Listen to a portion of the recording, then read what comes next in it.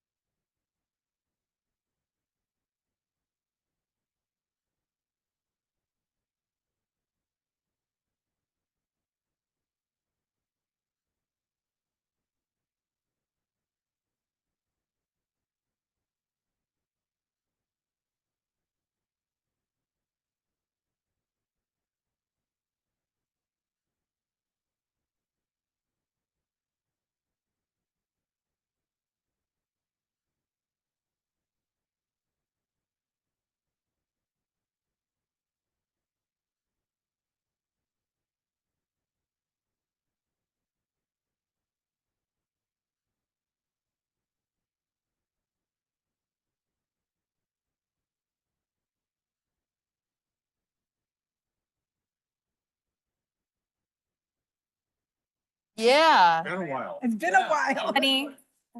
I'm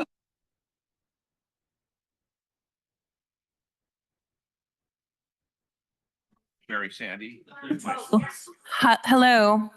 yeah. About, she says, We are just getting situated. It's going to take about another 2 minutes or so, and then we'll get ready to get started. Thank you, everybody, for your patience. you, what contact you've had with people in the district. Commissioners, Yeah. you hear me? Mark, Yes. Mark, Yes. everyone, Micah? Just so you know, we have snacks at this table over there. Some of them are vegan and so on. So if you Pink need right up some here. nourishment or sugar before we get started, please. Running out of ink. I didn't do it right.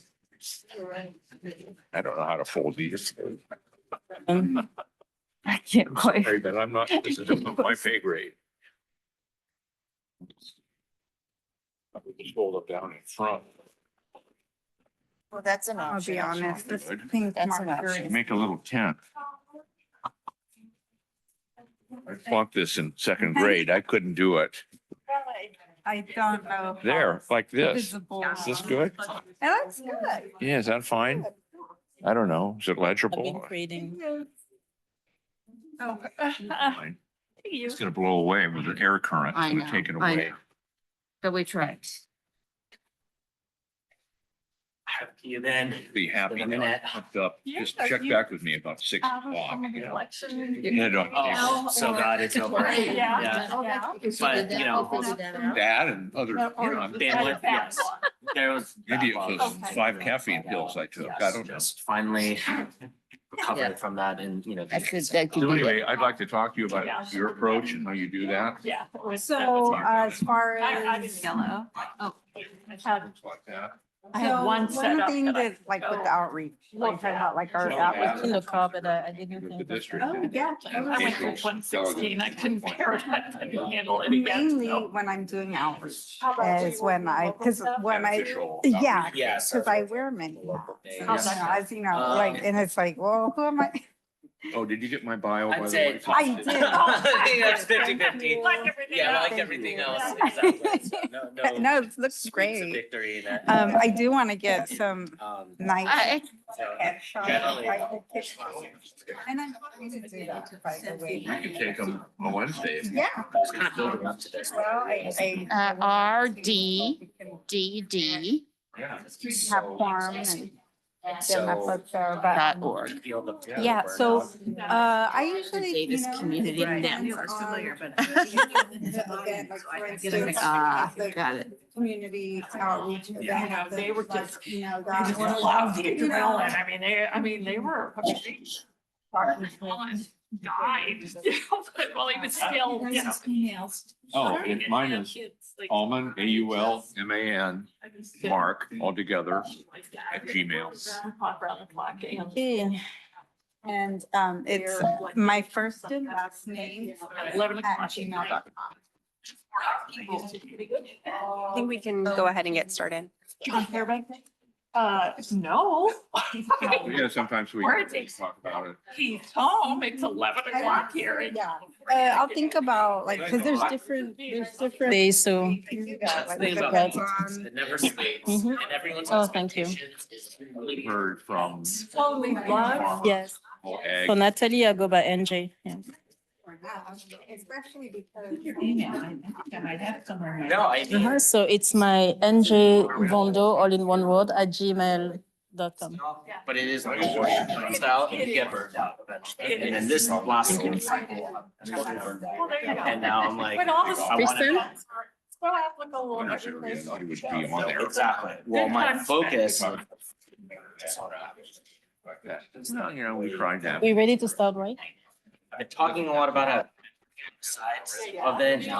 If you could please work your way toward your seats, that would be amazing. Thank you.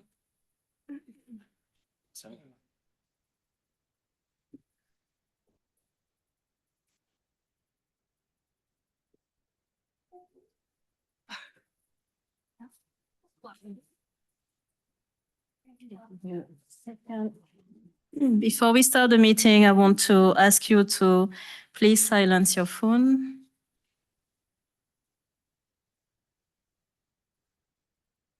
Okay, so today is Monday, November 18th. It is 4:12 p.m. I'm calling this meeting to order.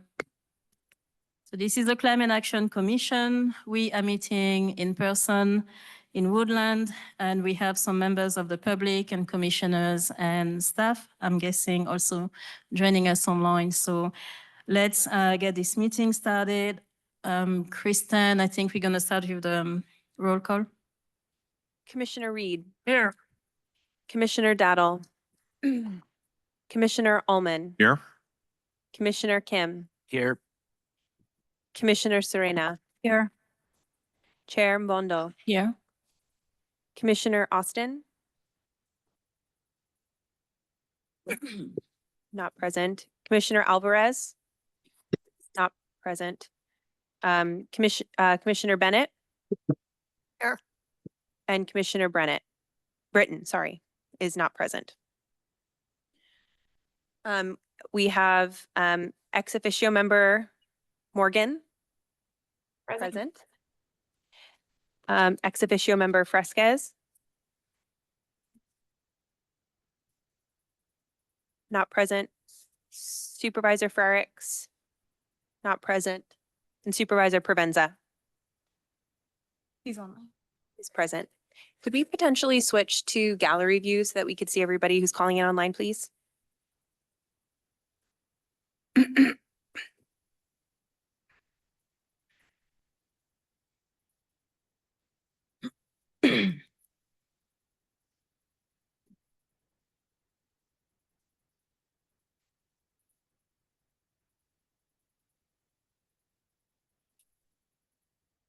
Sorry about that. Give me just a second. While we're waiting, do you confirm that Commissioner White is online? Not yet. Not yet? And Okay. Commissioner White, Just joined. She Hi, is. It Chris. looks like she needs to be promoted. Just joined. And Commissioner Austin? Okay. Welcome, Chris. Thanks for joining us. so at this time, Commissioner Austin, Commissioner Alvarez, and Commissioner Britton are not present, but we have a quorum. Okay. Thank you. And again, welcome to members of the public, staff. Thank you for all the work you've done ahead of this meeting. And fellow commissioners, I think we're ready to get this work started. So we now moving on to agenda item number 1. So Chris, if you're ready, please read the land acknowledgement for us. Thank you. Oh, I didn't know it was my turn tonight. I am not ready. Thank you. Susan, you look like. Okay, so Commissioner Reed is going to read the land acknowledgement. We should take a moment to acknowledge the land on which we are gathered. For thousands of years, this land has been the home of Patwin people. Today, there are 3 federally recognized Patwin tribes.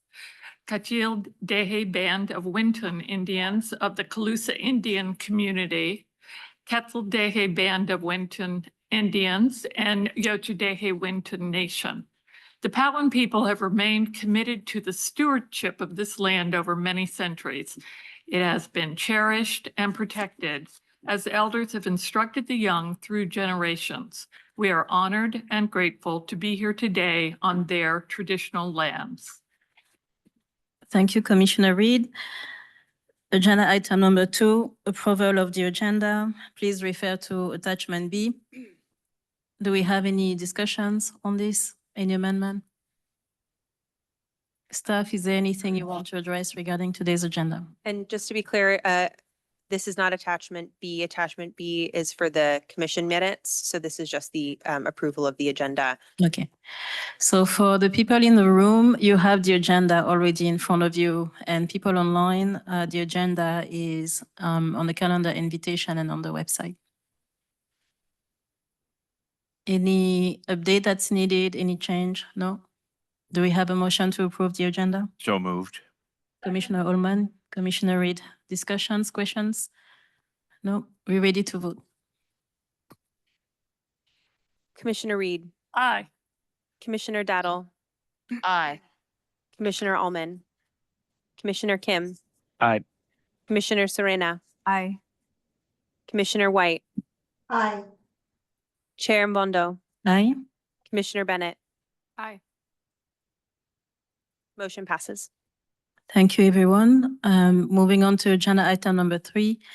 We're opening the floor to public comment. We're going to start online, if it's okay. Do we have any public comments from online members? Yes, okay. Yeah. Juliet? Juliet, thank you. Yes, hi. Thank you for joining us. You're welcome to share your name, any affiliation you'd like us to be aware of, and you have 3 minutes starting now. Hello, commissioners and staff and members of the public. It's really an honor to be here today, at least through Zoom, to applaud all of your tremendous work on the CAP. It's quite an accomplishment. It's really historic to have so much effort gone into this process, to be at this juncture. So I really want to thank everyone who's volunteered all their time and energy to bringing these ideas and initiatives forward. I also wanted to raise a couple things that are still kind of like what I consider unfinished business. And one of them is looking at a just response to the climate crisis and the climate emergency. To me, really looks at making sure that we're addressing the source of climate emissions at the source, and the people with the companies with the largest carbon footprint.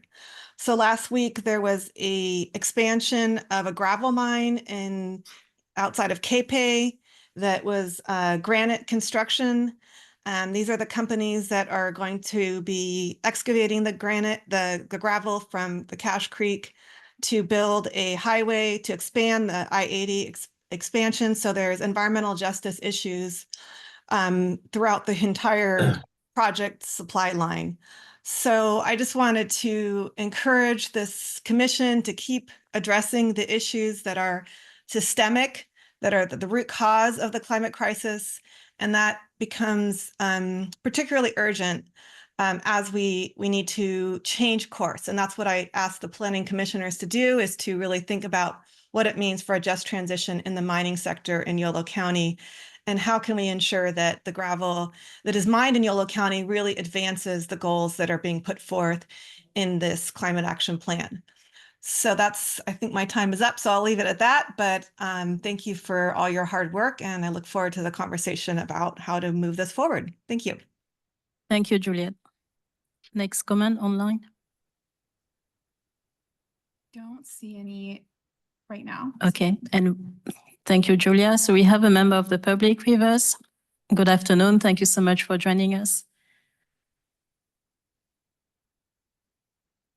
Is it working? I guess it is. Yes, How long do I have? 3 minutes. Okay, my name is Lauren Ayers. I live in Gwenda, and I haven't had much time for this because my focus has been on improving school food, which I'm very, very active, going to meetings for that. And but I did get an environmental studies degree from Sonoma State back in the early 80s, before climate change was widely known. And I got very convinced of it and was, doing my bit on that count. And then I began to read up more and more, and came across many questions that weren't getting answered. And I wasn't getting answers from people that were experts that I talked to.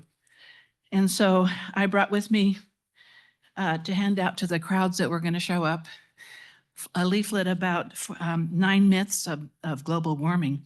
But I will send you all through your email system the longer thing. It's 8 pages long. It's not the book. It's just 8 pages. So I think, in this current sort of switcheroo in politics, from the nation's capital on down, I think it would behoove everybody to know what are some of the fairly reasonable concerns that some unreasonable sounding people are making. And that would be because your constituents are all of us in this county, not just the ones that voted the same way you did. I wanted to remind you also of this great story of Galton, I forget his name, he was a cousin for Darwin. And he noticed that there was a thing at the county fair where they were having people guess the weight of an ox. And then the person who guessed right would get a prize. And he asked the fellow in charge, oh, can I have all those little slips of paper? And he took them home and he added them up, and they came within one, and then the average of all of those numbers came within, I think it was 1/4 pound of the actual weight of the ox. And so there is something to be said for the wisdom of the crowd, and the crowd that elected Trump, who I had a hard time voting for him, but he was more open-minded to the things that I care about, like making America healthy again. So that's why I voted for him, because the candidate I really wanted to vote for wasn't allowed to be on any list. So anyway, I just hope you'll be the kind and gracious people that would put you in this job, this volunteer position, because you care about the future, and will also look at these ideas that maybe don't mesh with what you think. Lauren, thank you for joining us today, and looking forward to the email that you will send. I see that, so we're not having a conversation. That's not how public comments work. So you gave us a list of myths. Thank you for that. I'm curious to see if the email we have also a list of solutions. Appreciate you being here. Any additional public comments?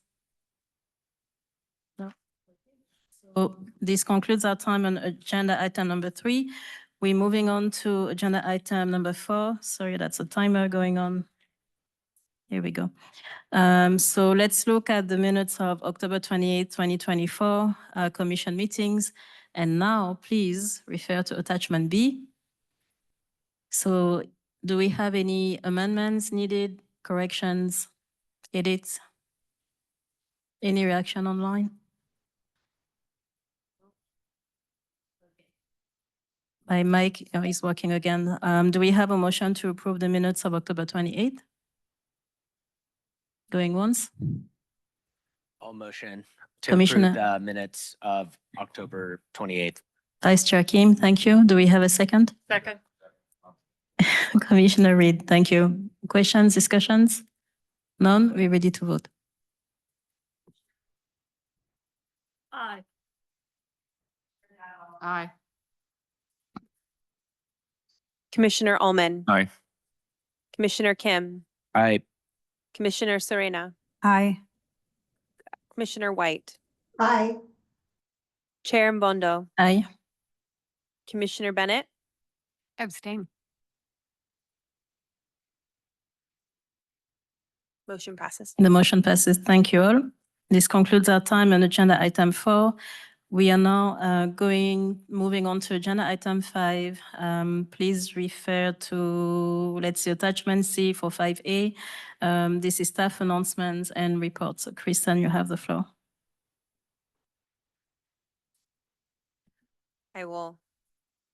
For this announcement, I will stay here. So if you refer to attachment C in the packet, we have a brief summary of the commission member feedback that was received on the future of the Yolo County Climate Action Commission. So we'll keep my update fairly brief, because I think where we landed with our feedback is we need more discussion, and we have the time to have that discussion moving forward. So staff discussed the preliminary conversation that we had with the board subcommittee on climate, our liaisons to the commission, Supervisor Provenza, hello.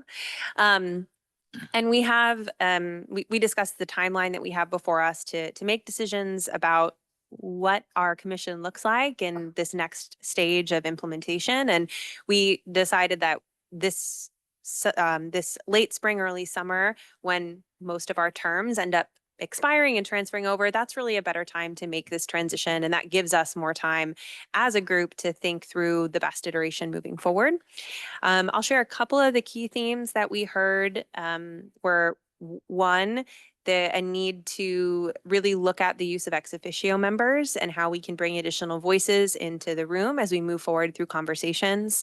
Another one of the key themes was the ability to be nimble as we move forward. So balancing our, core Brown Act group that operates in this way, but then noticing that as we move forward through implementation, we're going to have projects that come up at different points, and we're going to need different folks in the room to be able to support those projects best. And that requires a more flexible structure than we currently have. And so there are a lot of different ways that we can explore that. And we look forward to having some of those conversations over the next few months. Some of the places where we need to have more discussion around the number of seats. The feedback that we received ranged from shrinking to 7 members to growing to beyond the 11 that we have. And so I think that does speak to the need to refine that. There in general was support for the general structure that we have. So representatives from each district, an environmental justice lead, as well as technical experts. And so we think that a structure similar to that moving forward makes sense. And so it's refining those details. And then also exploring how we can use ad hoc committees on an ongoing basis. And so the one other sort of structural functional piece is that the general consensus was to move to every other month to once a quarter. I think for us, every other month, for now, for this next stage, I think feels appropriate. We can scale back if needed. We can have special meetings if we need to meet more frequently, but staff would propose that as our structure. So not having a December meeting, but then starting January, go to an every other month schedule. And then that'll give staff a little bit more time in between meetings to respond to questions, propose paths forward for these different projects. So I'll leave my update at that. I think there's no structure to vote on or anything at this time. It's more, this is the start of an ongoing conversation that we look forward to having with you all. Thank you, Kristen. To my fellow commissioners and online, do you need clarification on anything you heard? Okay, I don't see any reaction, so I suggest that we continue with the staff report, and at the very end, we'll take public comments. Thank you. Pass it off to Tess, is actually calling in. Yep, Tess will virtually give the update on the Climate Action and Adaptation Plan one-pagers. Awesome. Hi, everyone. Can you hear me? Yes, hi, Tess.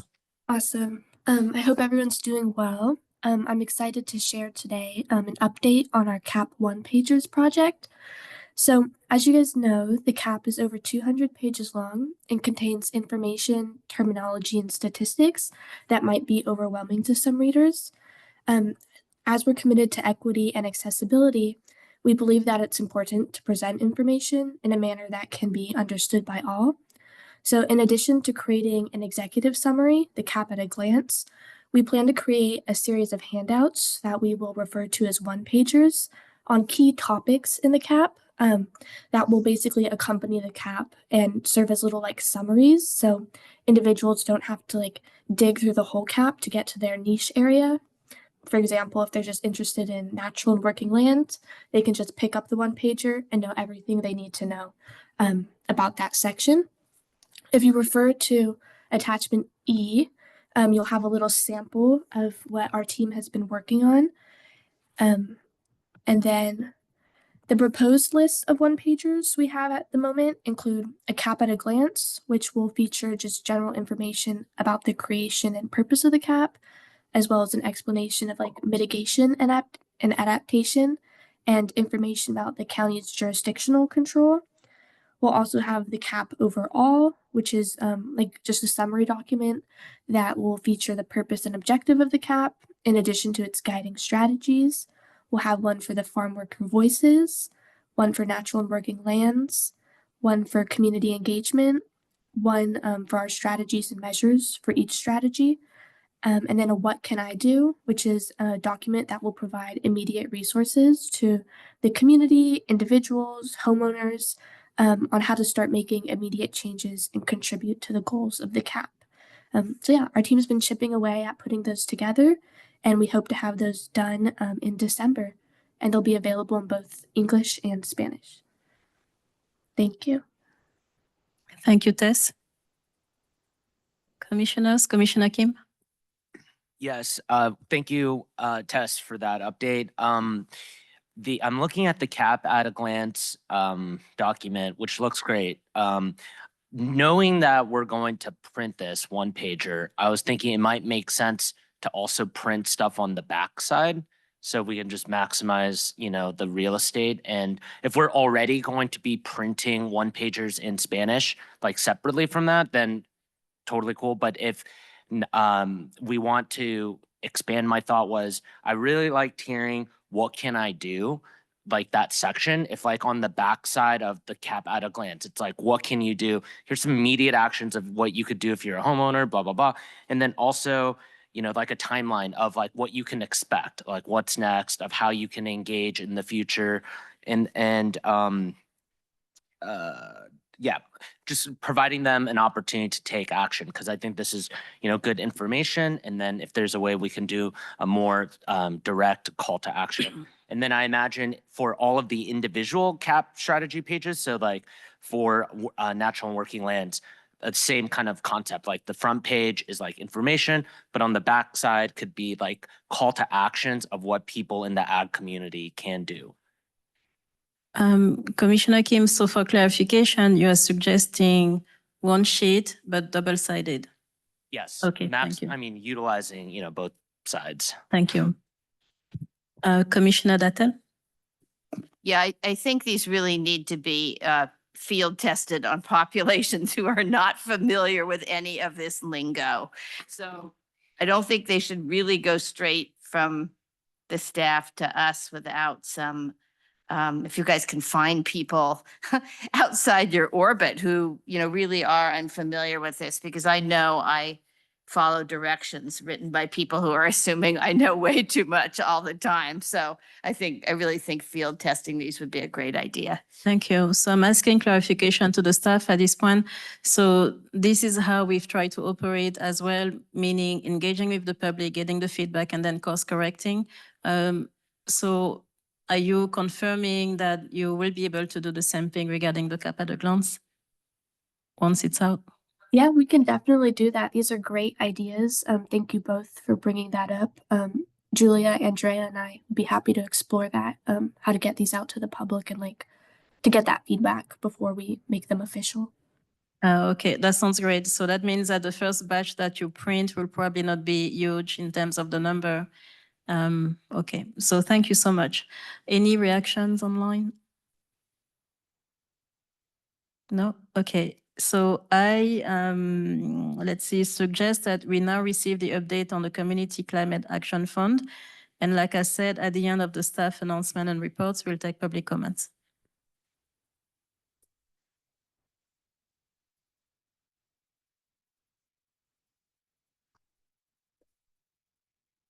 Hello, everybody, and thank you. So since it's... And please also, for those who don't know you, don't forget to introduce yourself again. So again, I'm Juan Ibarra. Thanks. Regional Resilience Collaborative Fellow for this year. Okay, so regarding the Community Climate Action Fund, since it's only been 3 weeks since the last meeting, we are still working on answers for some of the questions. We are waiting for guidance on minimum and maximum funding allocations and guidance for encouraging collaboration during the application process. We have also updated the selection criteria. It now has a section on equity and inclusion, which was feedback from our last meeting. And we are still seeking approval at the Board of Supervisors meeting on December 3rd, and we will refine program design with the commission after board approval. Thank you, Juan. So do commissioners need clarification on any points made in the report? Online? Okay, so let's open the floor for to public comments. Do we have any public comments starting in the room this time? Members of the public? No? Anyone online? Okay, so yes, there is one. Juliet just raised her hand. Okay, so Juliet, you have the floor. You have 3 minutes starting now. Thank you. Hello again. I wanted to speak to a couple things. First, the future of the commission. I'm wondering if you've considered doing away with some of the Brown Act requirements. It's been very difficult to figure out how to have conversations with commissioners, how many commissioners are allowed to be in a conversation at one time.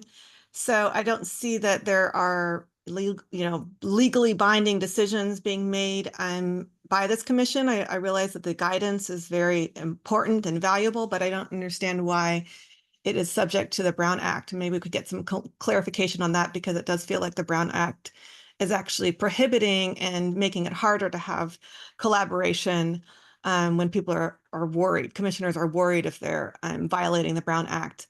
So that's one point. The other is I wanted to address the Community Climate Action Fund and suggest that the remaining funding actually be granted to the Equity Engagement TAC, the Technical Advisory Committee, which has been working very hard to bring equity engagement to the forefront of this process. When the Natural and Working Lands Group was started, there was a $50,000 grant that was provided to the Resource Conservation District for their technical expertise in administering that working group. And I don't think there was anything comparable for the leadership and the work that went into the expertise that Adelita Serena, for example, was providing as chair of that group. So that group the TAC has come a long way, and I think that they would be the best body to oversee the administration of the Community Climate Action Fund to make sure that those resources get to the community groups that they've been working with and building their capacity to engage and can continue that good work. Thank you. Thank you, Juliet. We're taking note of your comment. Do we have any additional public comment? No? Okay. So this concludes our time on agenda item number 5. So we are now going to tackle agenda item 6, the moment we've all been waiting for 3 years, working very hard on for 3 years. So this is going to be a summary of public comments received on the draft of the Climate Action and Adaptation Plan. And we also are going to discuss recommending the final draft for approval in front of the Board of Supervisors. Please refer to attachment G to Q, and Kristen, you have the floor.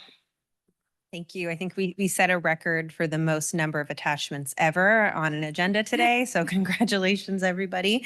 Thanks for you all for being here. Thanks for the folks joining us online.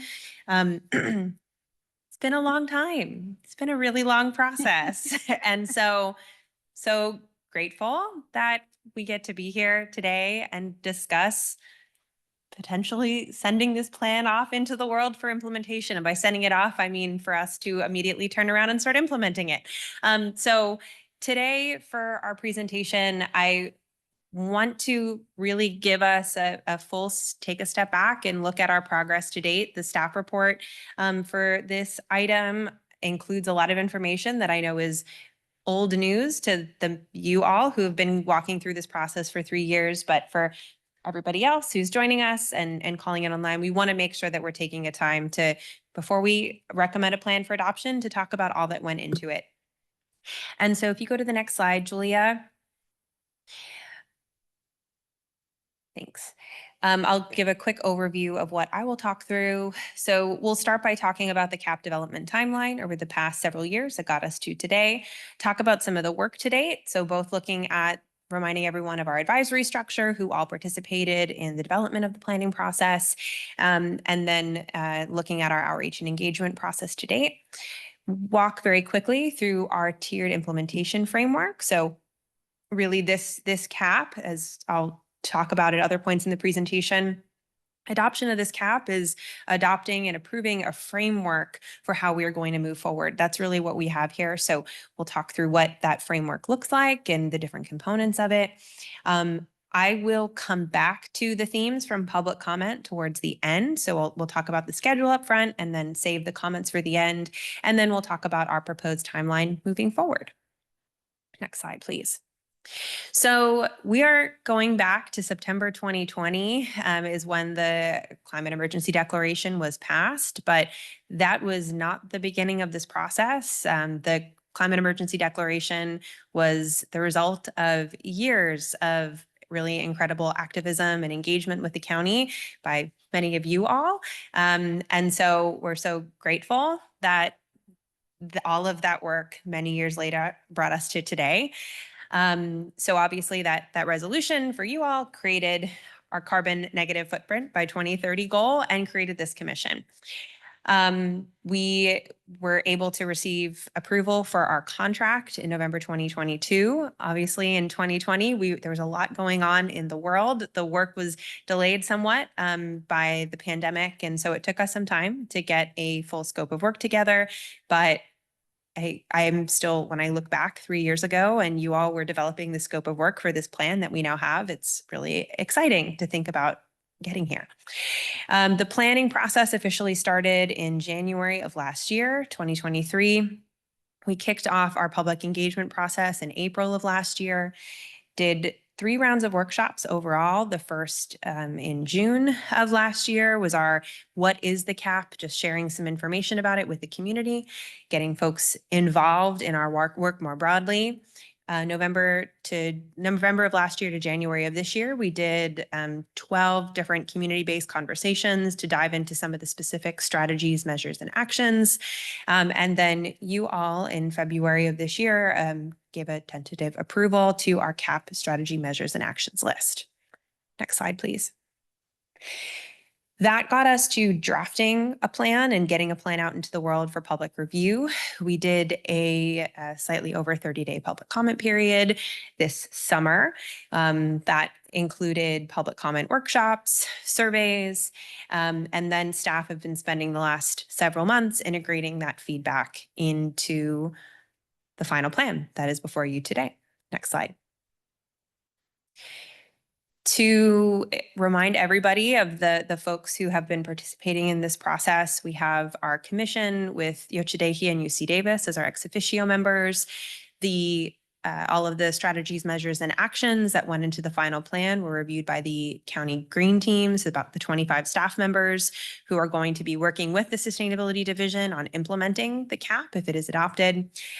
Public input, we put right up at the top with everybody else. We really are trying to lead with community first. This is equity and a just transition are at the core of what we are trying to do.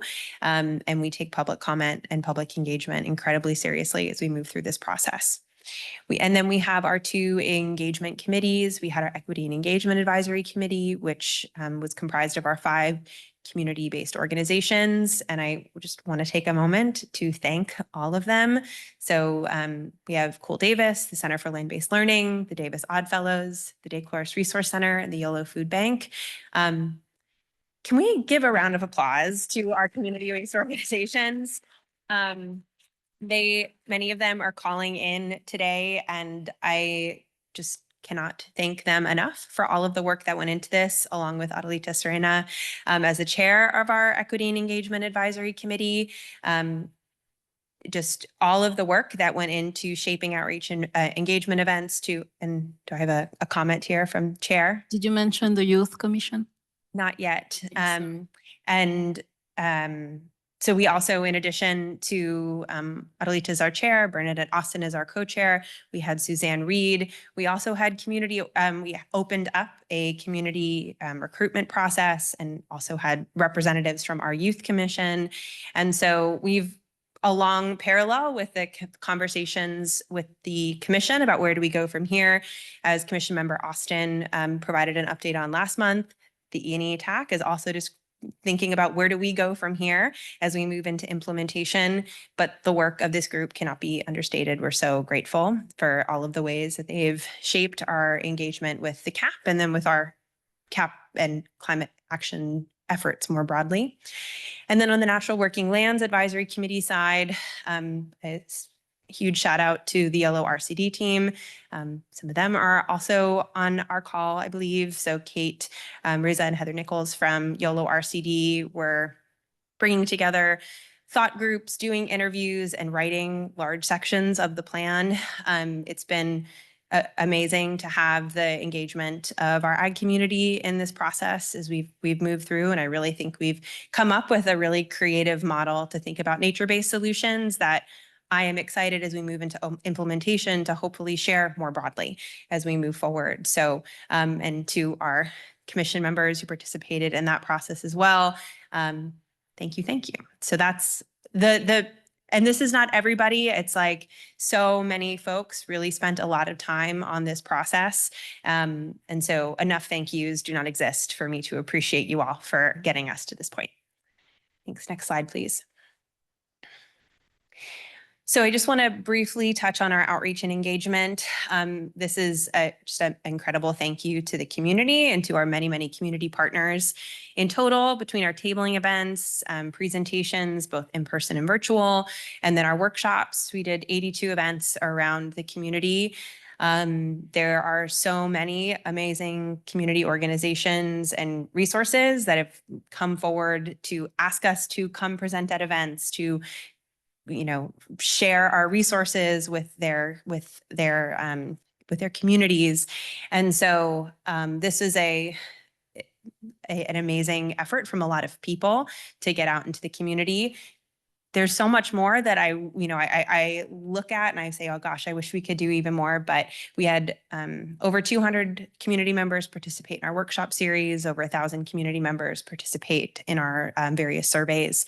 And so one of the additions to the climate action and adaptation plan and the public comment review was to say this is a lot of work, but it's also, these are the community members that we talk to.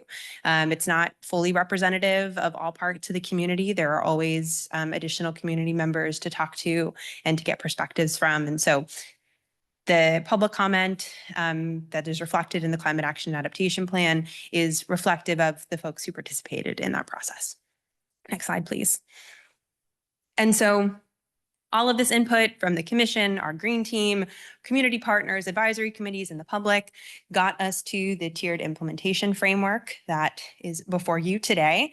So at a big picture, our 10 strategies are the 10 major, largely sector-based ways that we hope to get to our net negative by 2030 goal while addressing adaptation and centering equity and just transition.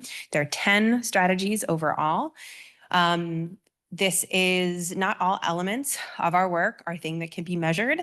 We're trying to combine both climate mitigation and climate adaptation, but there are a lot of things that are measured as we think about an emissions inventory. So the things that we are measuring, think about program level changes. Those are our measures. That's why they're named as such. There are 40 of them divided across those 10 strategies. And these are sort of the big picture buckets that we are looking at to get us to our net negative goal. And then actions, these are the steps that staff in partnership with the community and our many, many partners are going to be taking over the next several years. There are 183 of them. And so I have said this before, this is not a perfect plan. There are things that I'm sure we would all like to see be seen done differently, but to have a plan that outlines 183 tangible steps that we can be taking to make progress on our goals is something that I think and I hope that we all can be proud of with this plan as it is. Next slide, please. And because these strategies anchor so much of this work moving forward, I want to say, well, we are all here reviewing this plan. I want to just very briefly touch on what they are. So we have two related to broadly the transportation sector. So decarbonizing transportation and reducing vehicle miles traveled. Building energy is another key piece of our emissions puzzle. So decarbonizing energy in buildings and increasing energy efficiency is strategy 3. Optimizing water use, minimizing waste, reducing our off-road equipment emissions. We have 2 strategies related to agriculture, so supporting climate smart agriculture and then sequestering and storing carbon in our natural and working lands. And then we have reducing the carbon footprint of consumption and production, and then building resilient infrastructure and healthy communities. So these are when staff think about our focus areas, our guiding principles moving forward, we're really going to be looking back to the strategy list regularly and thinking about how the actions that we're doing fit into these strategies moving forward. Next slide, please. And so each of the 183 actions was put through a 9 element scoring criteria to get us to prioritization. So we did our best to respond to public comments about, and mostly what that meant was a bunch more things got added into phase one. I think in the draft plan, we had 63 actions in phase one. We're now at 78. We're also 6 months behind our original schedule. So we have 2 years to do that. But I mean, I think that it does show, and when we get to the public comment summary, there was a lot of excitement and enthusiasm for a lot of the actions on there, and encouraging staff and the county to try to move as quickly as possible. You know, staff here, we're going to try our best to go for this and do as much as we can with the resources that we have. But we also know this is a lot. But within that 78 action steps, there's a lot that we need to do as staff to then further prioritize that into sub years. What are we going to do in year 1 and year 2? And then how are we going to go out and fund it? And so grants are going to be a huge piece of this as we think strategically about how do we bucket these different actions? How do we bring in community partners to address them together? What's the role of things like the Climate Action Fund in getting us there? So approving this plan, we're not really going to get any rest afterwards. We are immediately going to transition into great. How do we go? Where do we go from here? And really honing in our strategy for implementation and integrating that into the climate action dashboard, which is also going to be kicking off very, very soon. We're in the process of reviewing applications and hope to have that process started in January. So it's an exciting time, a lot of work to come, but I think we're in a really good place to start that next step with implementation. Next slide, please. So with that, I've given a few little snippets of some of the themes of public comment that we received. I want to just share some of the big picture items, and attachment Q in your packet is the much more detailed summary. It's Appendix H of the actual CAP itself.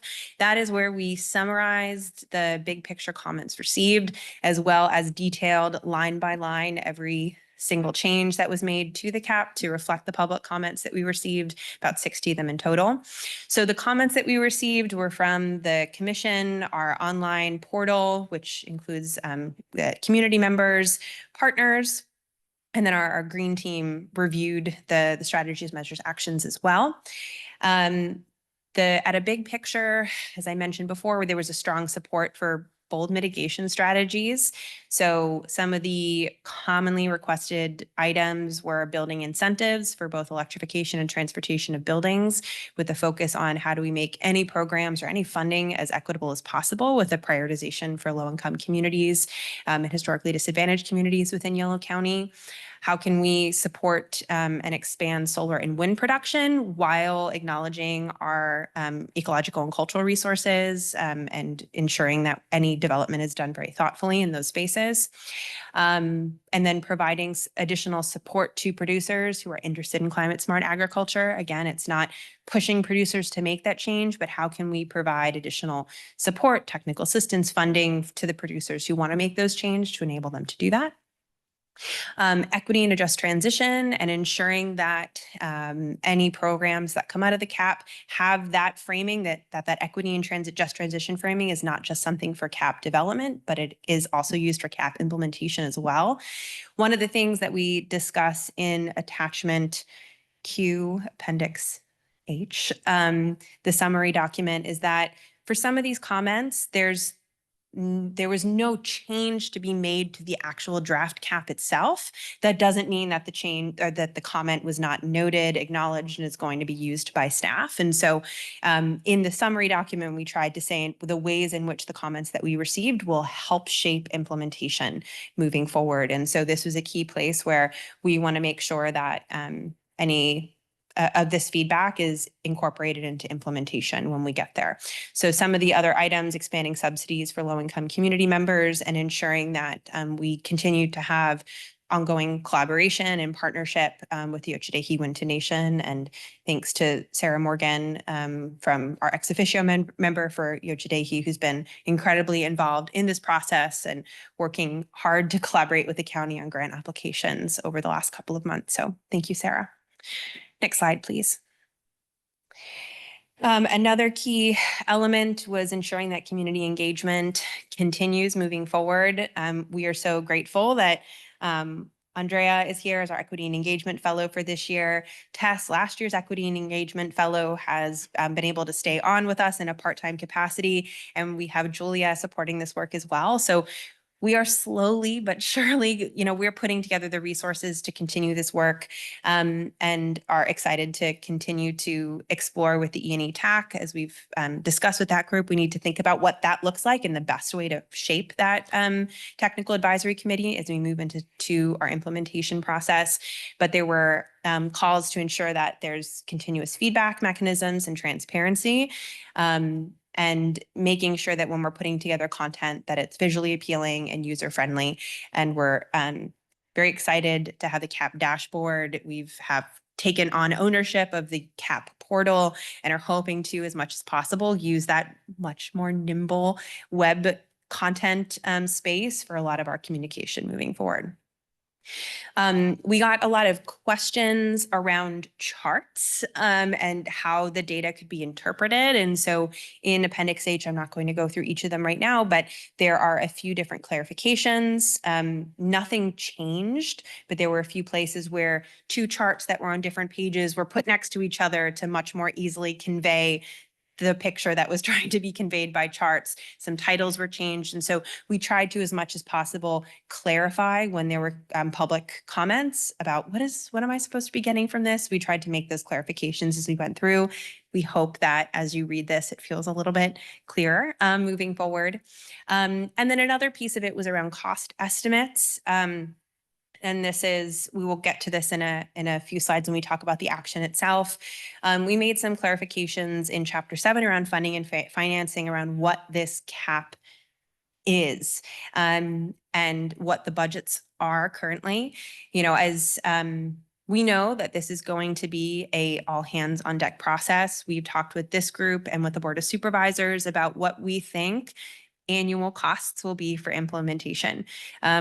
Somewhere in the $2 to $4 million range, depending on the scope of projects that we have. The budgets that are included in the CAP are for planning purposes only. We are not trying to circumvent budget processes with this CAP. We also know that on an annual basis, the Green Team will need to look at their own capacity and their staff time to assess what they can most take on and what we want to prioritize year over year.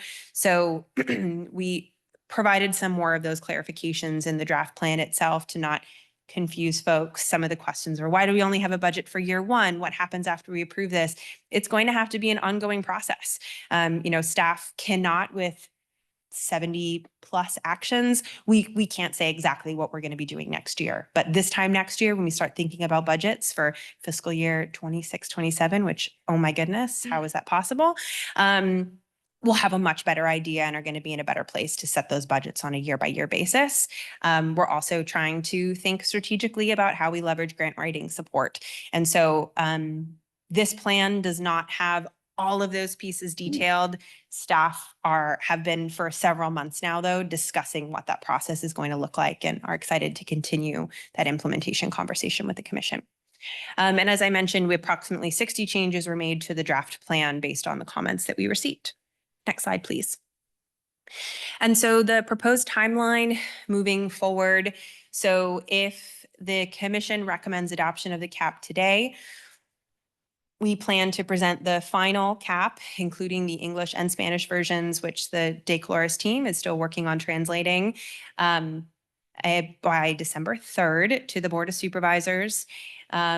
We, at the same time on December 3rd, are bringing forward our final list of ARP allocations.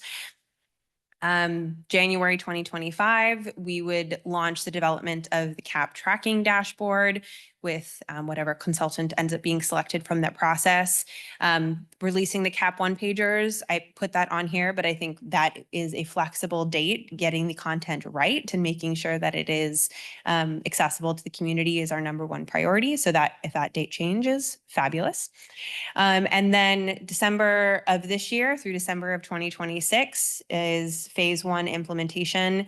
We're planning to have quarterly Green Team meetings throughout that process to keep keep track of our progress, make sure all of that progress is integrated into our dashboard, and then also to meet regularly to plan out budgets and grant needs to support this work. And then our phase 2 is January of 2027 through December of 2030. That is our phase 2 and the second big buckets of our work. But staff acknowledge that there will be a midpoint check-in. We're not just saying, okay, this is it, we're good till 2030. So there'll be midpoints along the way where we're going to update our inventory, we'll reassess our planned priorities. And so that work will happen in not too much time, but for now, we're looking forward to that phase 1 implementation for the next 2 years. Next slide, please. And then the proposed action before you all today would be to recommend the final climate action and adaptation plan to the Board of Supervisors for adoption. And then just to one more time clarify, this climate action and adaptation plan, this is a guidance document that is going to help inform future decisions around climate action sustainability initiatives, and board adoption of this CAP constitutes approval of a strategy measure action framework.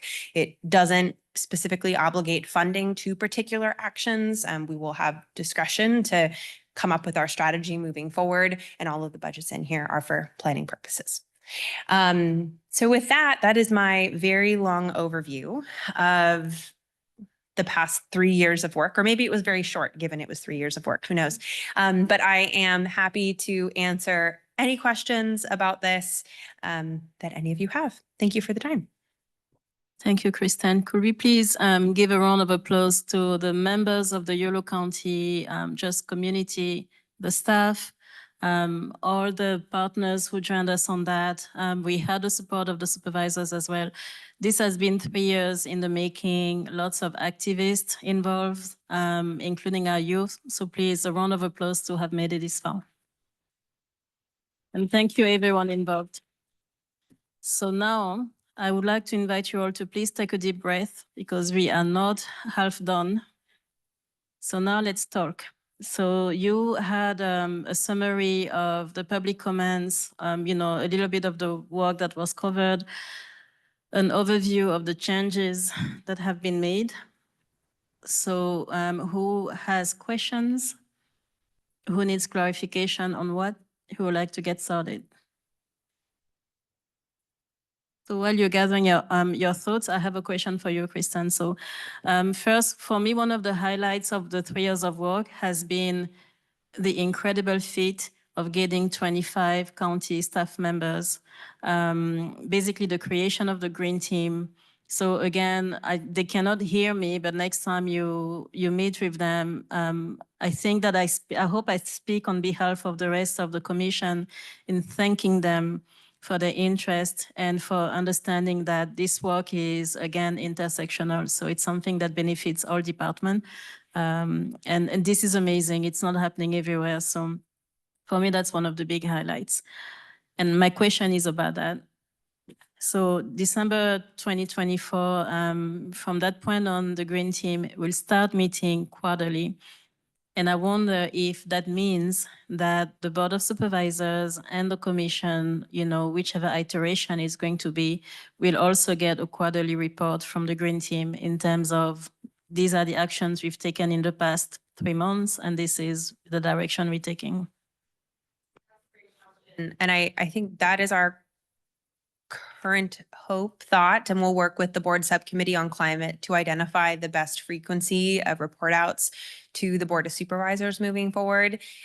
We plan to, and depending on which dashboard provider we go with, there are going to be different ways that we're going to be able to pull reports and have progress visible to the community. So the exact functionality we don't know yet, but we're really excited to be able to have that tool to hopefully demonstrate our progress over time, exploring different opportunities to engage public input into that as well. So yes, we will. Our plan currently moving forward is to have quarterly report outs, public report outs on our progress. Sounds great. Thank you. And Commissioner Kim. Actually about the green team, which again is very, very exciting. And as Chairman Vondo says, not many counties actually have that approach. Of the 78 actions in phase one, do you know what percentage of those actions or measures are, can be accomplished by just the green team or? That's a great question. And I don't know off the top of my head what that number is. And it's tough. Very few of these actions are things that we can just flip a switch and be done with. Like I wish that we had some easier actions, but so many of these actions themselves, maybe a very large, I will say that a high proportion of them are going to be managed, if staff capacity allows, by green team members, but in collaboration with external community partners or in collaboration with the commission. So it's hard to say, but very few of these I think are directly implemented and done by different divisions. And so a quick follow-up of why I mentioned that is because one of my concerns about the tracking dashboard, and I think I shared this concern before in the past when we first brought it up, was bringing on a consultant or bringing on like a system that is like super complicated that ultimately then requires like the county to be dependent on like paying this consulting firm like indefinitely. And also when you account for all of the, potential, like God forbid, but like there is turnover in life. And as there's more staff coming in and out, like the more complicated of a system you have, the actual more handicap it becomes. I actually think the dashboard, the simpler it can be, the better. And also it being driven by the green team measures, right? Let's say there's 183 actions. I'd rather just have 10 important metrics that the green team can actually move the needle on versus like 50 metrics that are all contingent upon external community partners, very hard to understand. And if there is staff turnover, it's going to become a tool that no one's going to use anymore. So that's my concern. Yeah. And thought. I will say, hear you. It is an active solicitation, so staff cannot discuss the dashboard in much detail just because it is currently being evaluated. But I will say, hear you on that. And we are trying to, as much as possible, really keep this a accessible tool that can be a low impact effort for our green team members and climate staff. And one thing also that I know we cannot discuss the dashboard in details before someone is hired and so on. And I could be wrong, but my understanding was that the consultant that will be hired will be for the setting up the system. It's not a contract that's meant to be indefinitely. It's the system is in place, and then depending on staff capacity and the time it will take to gather updates, then it will be updated, but it's not meant to be updated by the consultant every single time. So if that can ease some concerns when it comes to the cost in the foreseeable future. And we also, just separate from the dashboard, county staff, we have a strategic plan as well that staff provide updates on. This is now a strategic plan priority area, is achieving that net negative by 2030 goal. So we're also talking with other staff within the county administrator's office, for example, about how we can also streamline this and integrate this into other reporting that staff are doing so that we're not creating new systems, recreating the wheel, really trying to focus on making it simple and accessible for staff. Thank you. Commissioner Reed. First, I wanted to congratulate the staff and thank them for really bringing this home. It's been a monumental task during which we also had a baby. So it's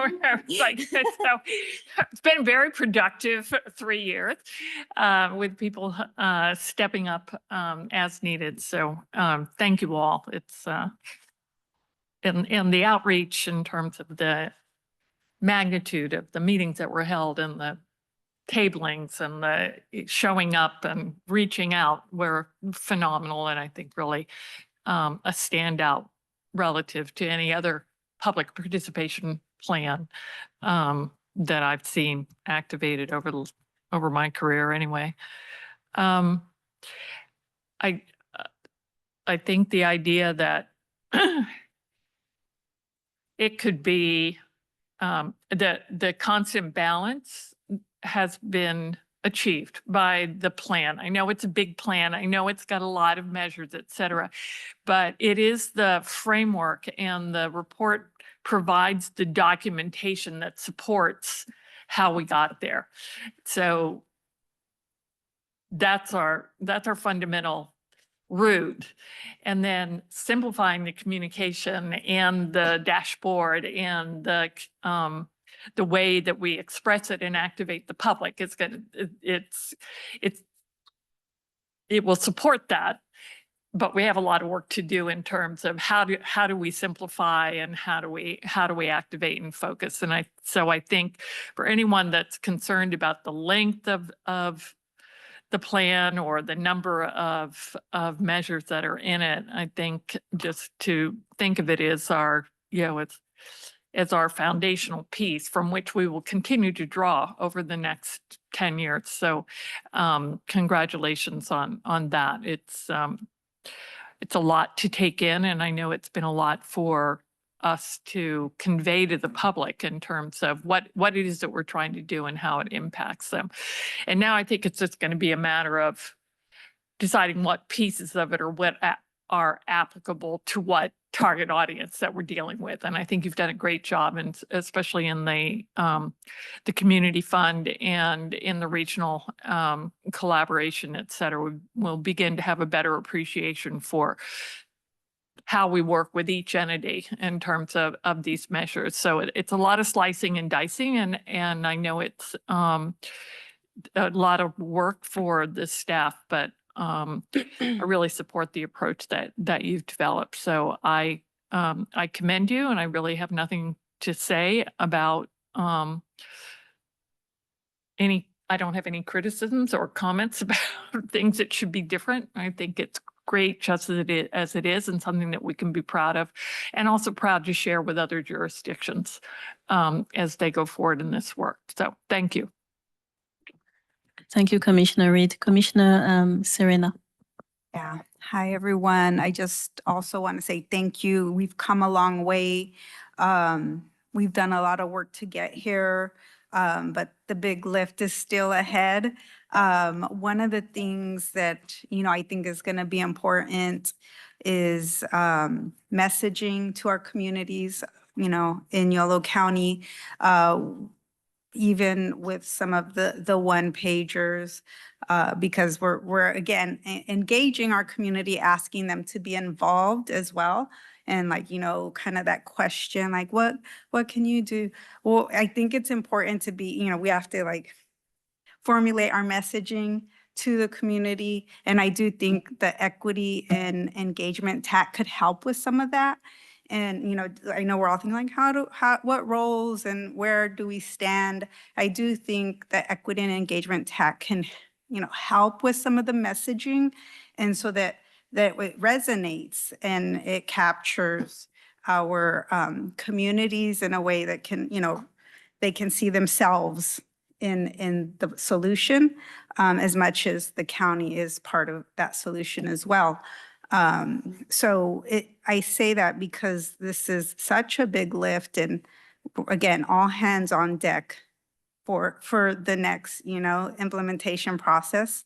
I do think that making sure that we are, being really just calculated with some of what we're putting out there for that engagement, and what we're asking of the community will really, be important for this next step. Thank you. Thank you, Commissioner Serena. Commissioner Ullman. Kristen, I'd like to commend you for your utter professionalism. I think this is so impressive. I was prepared to be amazed by this day, and it has exceeded my expectations. I think there's nothing like it in local government around Yolo County that's ever occurred. We're going off into the unknown here, but similar to the way President Kennedy announced the effort to get to the moon and bring astronauts safely back in early 1960s, when people were extremely skeptical. And despite the enormous setbacks that program had to encounter, it was accomplished. And I'm very proud to be even a tangential part of this. I think you and your staff are just, it's beyond my ability to express. But I would say another thing we can look at, and those of us who are football fans see things on the back of helmets these days. And one of the things that I see on the back of the helmet are the words, "It takes all of us." I think that applies here, just as Adelita said. And that's about all I'm going to say. I think it's just an awesome start, and hopefully on December 3rd, we're going to see this rocket get off the pad and well on its way. And it's just been a true privilege to be a part of it. Thank you very much. Commissioner Ullman, before continuing with the floor, so I want to check online if Chris or if there is anyone, any other commissioner, Sarah, who wanted to say anything? Not at this time. Okay. Commissioner Dattel? Supervisor Provenza. Oh, Supervisor Provenza, I apologize. I wear glasses because I don't see that well. It's okay. Thank you, everyone. You're going back 3 years, but I'll go back to 2020 because that's when a community group brought that issue to the Board of Supervisors. And at that time, the board adopted a resolution which was essentially, for the most part, drafted by that community group, which provided for a declaration of a climate emergency, stating that the county was committed to the goal of less than zero carbon emissions by 2030, and also establishing a citizens commission to get there. That motion, after some initial challenges, asking us to pare back on our goals, actually passed unanimously by the Board of Supervisors, 5-0. Following that, the first priority was hiring a sustainability manager. And that was probably one of the most important parts of the process because we needed somebody who could guide us through this very difficult process. When Kristen was hired, I became convinced that we could accomplish the goal of having a climate plan. She's been fantastic in guiding us and the commission. The commission has also been fantastic getting us through this process. We also, as a board, allocated Rescue Act funding to the process, and in addition made climate but one of many, maybe a dozen budget priorities that the county has in this past year. And because we were a budget priority, we were able to actually fund more than I thought would be possible. Not everything, but more than I thought would be possible. Going forward, we are going to be considering this December 3rd. I hope that all of you will come to our board meeting, or as many as possible, and address the board. Assuming that we adopt this plan, we will also, I think, attempt to make climate action a priority in 2025 as well. I think those two things are essential to have the plan, but also essential to continue to have it as a budget priority, because if it's not, it would be difficult to accomplish everything we want to accomplish. And I'm particularly appreciative of our county staff and their commitment to this effort and establishing the green team. Many of the things that were done were not things that the board told anyone to do. They were just the right thing to do. And whether it was this commission or the staff, people jumped into line and got this stuff done. So the next phase is the hardest. That is going to be the implementation. This was hard, but that's going to be harder. And it's going to take keeping the eye on the prize. Back to the example of that was raised of putting a person on the moon by the end of the decade. I remember reading that at the time, none of the engineers at NASA knew exactly how they were going to do it. They didn't know how they would get there, but because the goal had been set, everybody worked together and they reached the goal. And I think it's going to be a challenge, but I think we can do it. The other thing I want to emphasize is that because of the change which is likely to occur at the national level, action on climate will be at the local and state level. Our leadership in California and California's leadership in the nation will help us to address these vital climate issues. We're already having people die in fires, die with excessive hurricanes and floods as a direct result of climate change. And it only gets worse. So that the change that has to occur begins with us, and we can be an example. If we're the only ones who do it, it won't make any difference. But I think we can be an example for the rest of the state. And I think our state can lead the nation in getting to where we need to go. So thank you again for all of your contributions, the many hours you've spent on this. By the way, one other brief announcement. I guess it's fitting that now that we're at this stage, that this is my last meeting as liaison, as I'm retiring as county supervisor at the end of December. So you can probably expect to see Sheila Allen, Supervisor Sheila Allen, here in my place next year. Can we give a round of applause to Supervisor Provenza also for his leadership and support? Thank you. Jim, yes, Jim, I remember 2020. I was one of the voices pushing for an emergency declaration, but genuinely, we cannot thank you enough for your incredible support. Your presence at our meetings have meant more than you can imagine. And just also us being able to share that we have a supervisor joining us and supporting this work has made a difference.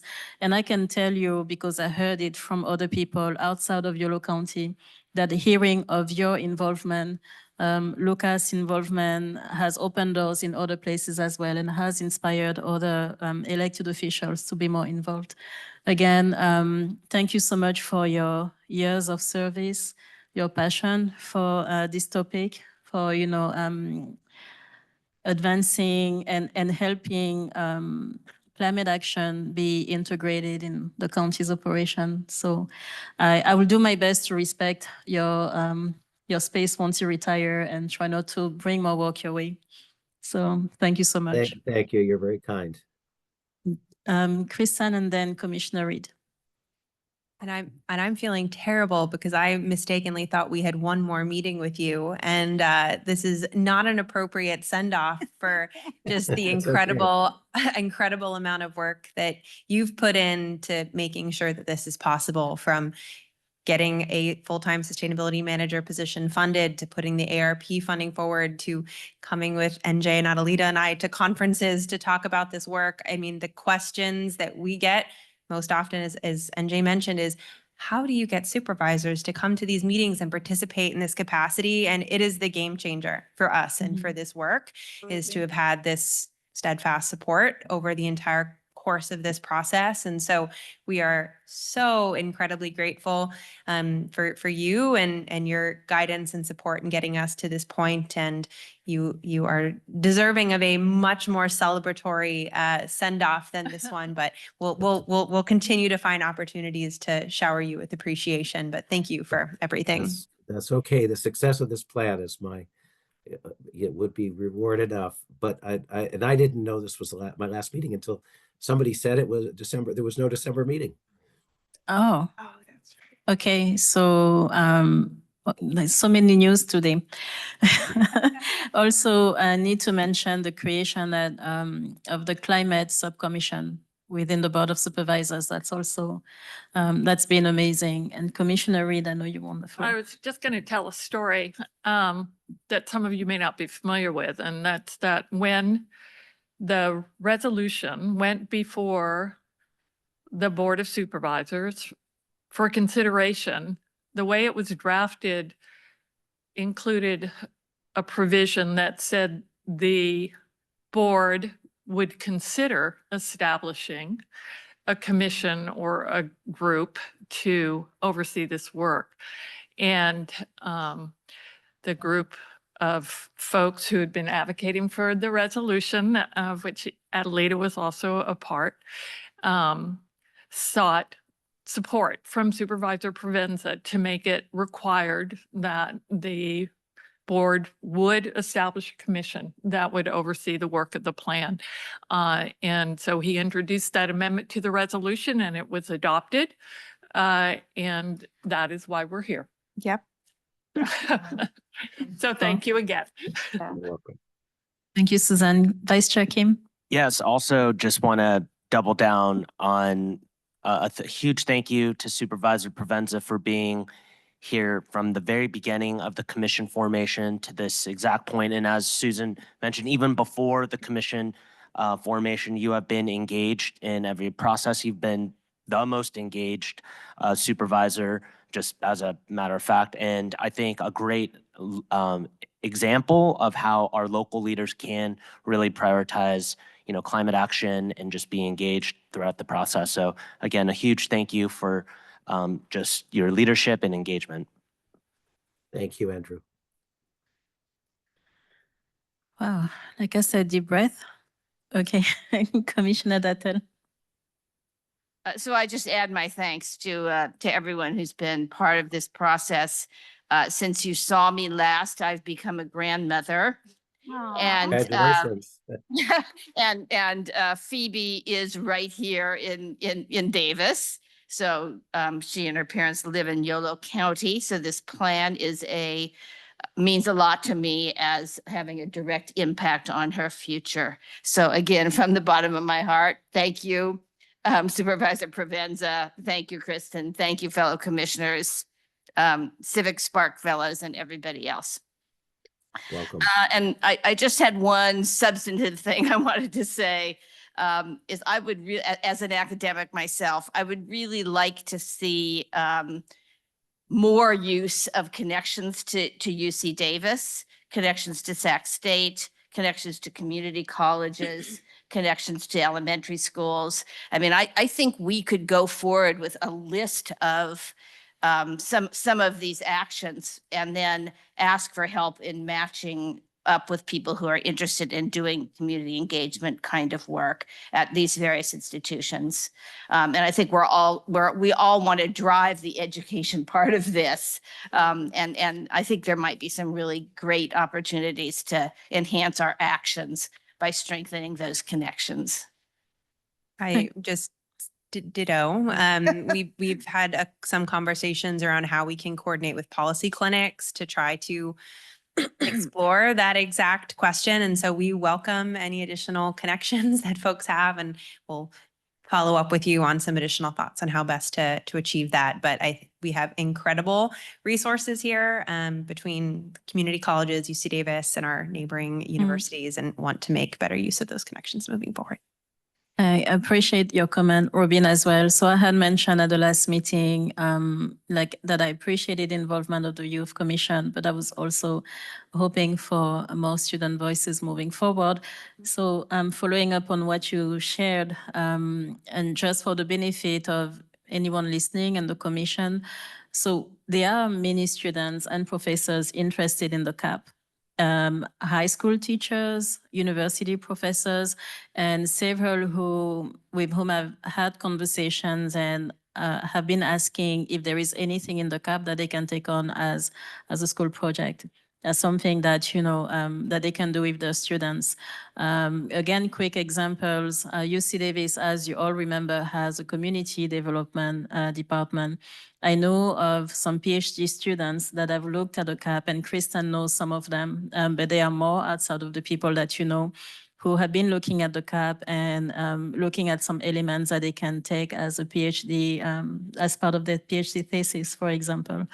And then something else also, since I have the mic. Yeah, I just wanted to share a quick reminder. Two more things.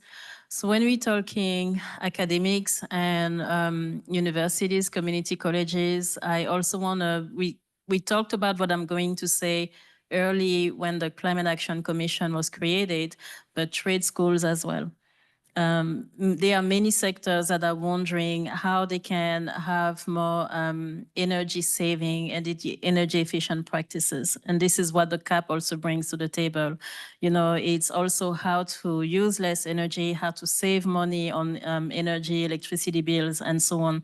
The reason I say that in those words is because one of the things that we have all come across in doing this work some of us outside of, working with the commission, has been the importance of translation and accessibility. And by that, I mean, being able to take all of that information and understand what it means in people's reality, depending on what their life is like, the work that they're doing, and so on. So there is not a one solution fits all.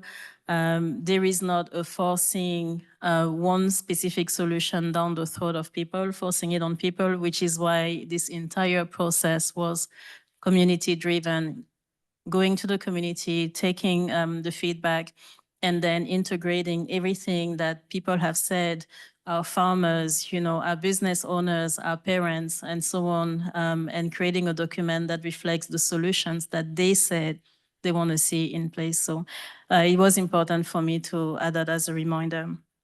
Another thing, since, we are nearing the end of the phase of this project, which was the creation of a draft for the county. This, again, you all know it, this is a living document. So what we're discussing today is approving that this draft, as we're seeing it today, be presented to the Board of Supervisors for their approval, with the knowledge that this document is something that will be revisited in the future, maybe in 6 months from the moment of approval or at the end of the year, to see what's working, what needs modification. So I just want to add that as a reminder, because many of us are perfectionists and we want something to be perfect from the get-go, but this is a work in progress. We want to make sure that we are addressing what the need really is on the ground. So that's one thing.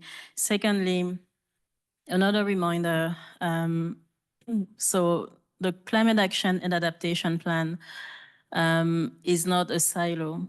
So this is a framework that is meant to be beneficial to all departments. And you saw that in the different strategies. You have seen the different departments that will be impacted, whether we're talking about of transportations, we're talking about building maintenance, and so on. So just again, a reminder that the reason for the existence of the Green Team and the interest of people from many other departments is because they see the benefit of the framework, in the work that they want to do moving forward. I also need to shout out again the YOLO landfill, and waste management that has been, already doing an incredible work when it comes to helping us reduce the waste and tracking our GHG emissions and helping us reduce that. So as a reminder, they are the one who came up with a fee when it comes to people who don't live in YOLO, companies that don't operate in YOLO, bringing their waste in YOLO County. But, they came up with that idea to have just a small fee to offset, the extra work and pollution that it's adding. And that money is going toward improving our own transportation and GHG initiative here in YOLO County. So there is that. All this to say, if there has been concern when it comes to the budget and what this is going to cost, so everything, as Kristen said, is indicative. There is an estimate. We need to have a sense of what is going to cost, but we also need to keep in mind the different sources of funding. There is it's in the process, I think, of being the already established, if not, I think solidify the collaborative, the Resilience Collaborative, which is made of several organizations in YOLO County, non-profit, community-based organizations that will be pulling their resources together, to, again, cut on how much it's going to cost to move this forward and to achieve our goals, but also sharing resources, including when it comes to grant writing, right? So we have all been in this commission, including the supervisors, being very mindful of anything that we are suggesting not being an unbearable burden on community members. That needs to be said again. So any questions, reactions before we open this topic to public comments? Okay, I don't see any reaction online for now, so let's take public comments. Let's start with our room. Do we have... Sarah Morgan has her hand up. Okay, Sarah, you have the floor. Yeah. Thank you. just want to reiterate all the thanks and congratulations. Again, I think this group has done amazing work and there's been excellent leadership and professionalism, and it's really impressive. I have a quick question, and I don't want to be that person, but I wanted to ask, what is going to be the process for suggesting edits to this draft moving forward? This is the final version. There is not at this point the summary of public comments is there. We're not planning on making additional edits at this time. Right. Sorry, I guess I meant not to this version, but you know, we talked about how it's going to be a living document and will be updated and revised periodically. So I just wanted to ask, you know, as we're going through it and we think of things or see things, what is the process that the county would like to receive that kind of feedback? So I mean, I think that there's the concept of a living document, which I agree with it, maybe with the caveat of it's a living framework. I don't think that we are not currently planning to be making updates to this actual document on an ongoing basis. But I think that the implementation aspects of taking this information, putting it in a dashboard, that is going to be public facing and changing regularly. What is phase 1, 2, or 3, I think can very likely change as we move forward.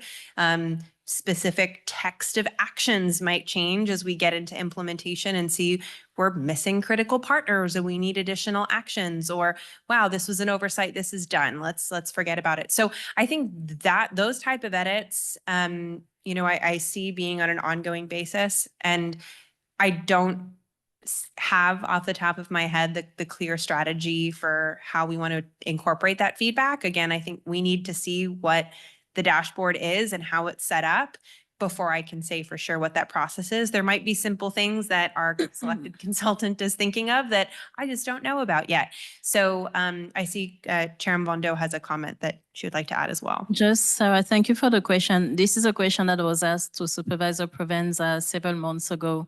And I'm not going to speak for him because I see his reaction. I think he wants to react as well. But something I remember from his response was setting expectation in terms of there's not going to be an edit every 2 months or so on, because we need to allow time for implementation, and then from there, you know, get data and feedback. But one of the things of the ways we have seen things work, and this is based on what I remember, part of the answer being, is the fact that the Board of Supervisors and the sustainability team are always receiving feedback. So when it comes to the Board of Supervisors, it's in the form of a report that they will be getting. And the sustainability team is always available when it comes to receiving direct feedback from people who are impacted or who are on the front line, and, you know, and what they're reporting. So without answering again for the staff, what seems very clear to me is going to be, we know what the end goal is. We know about, you know, being carbon negative by 2030. We know of some of the action items.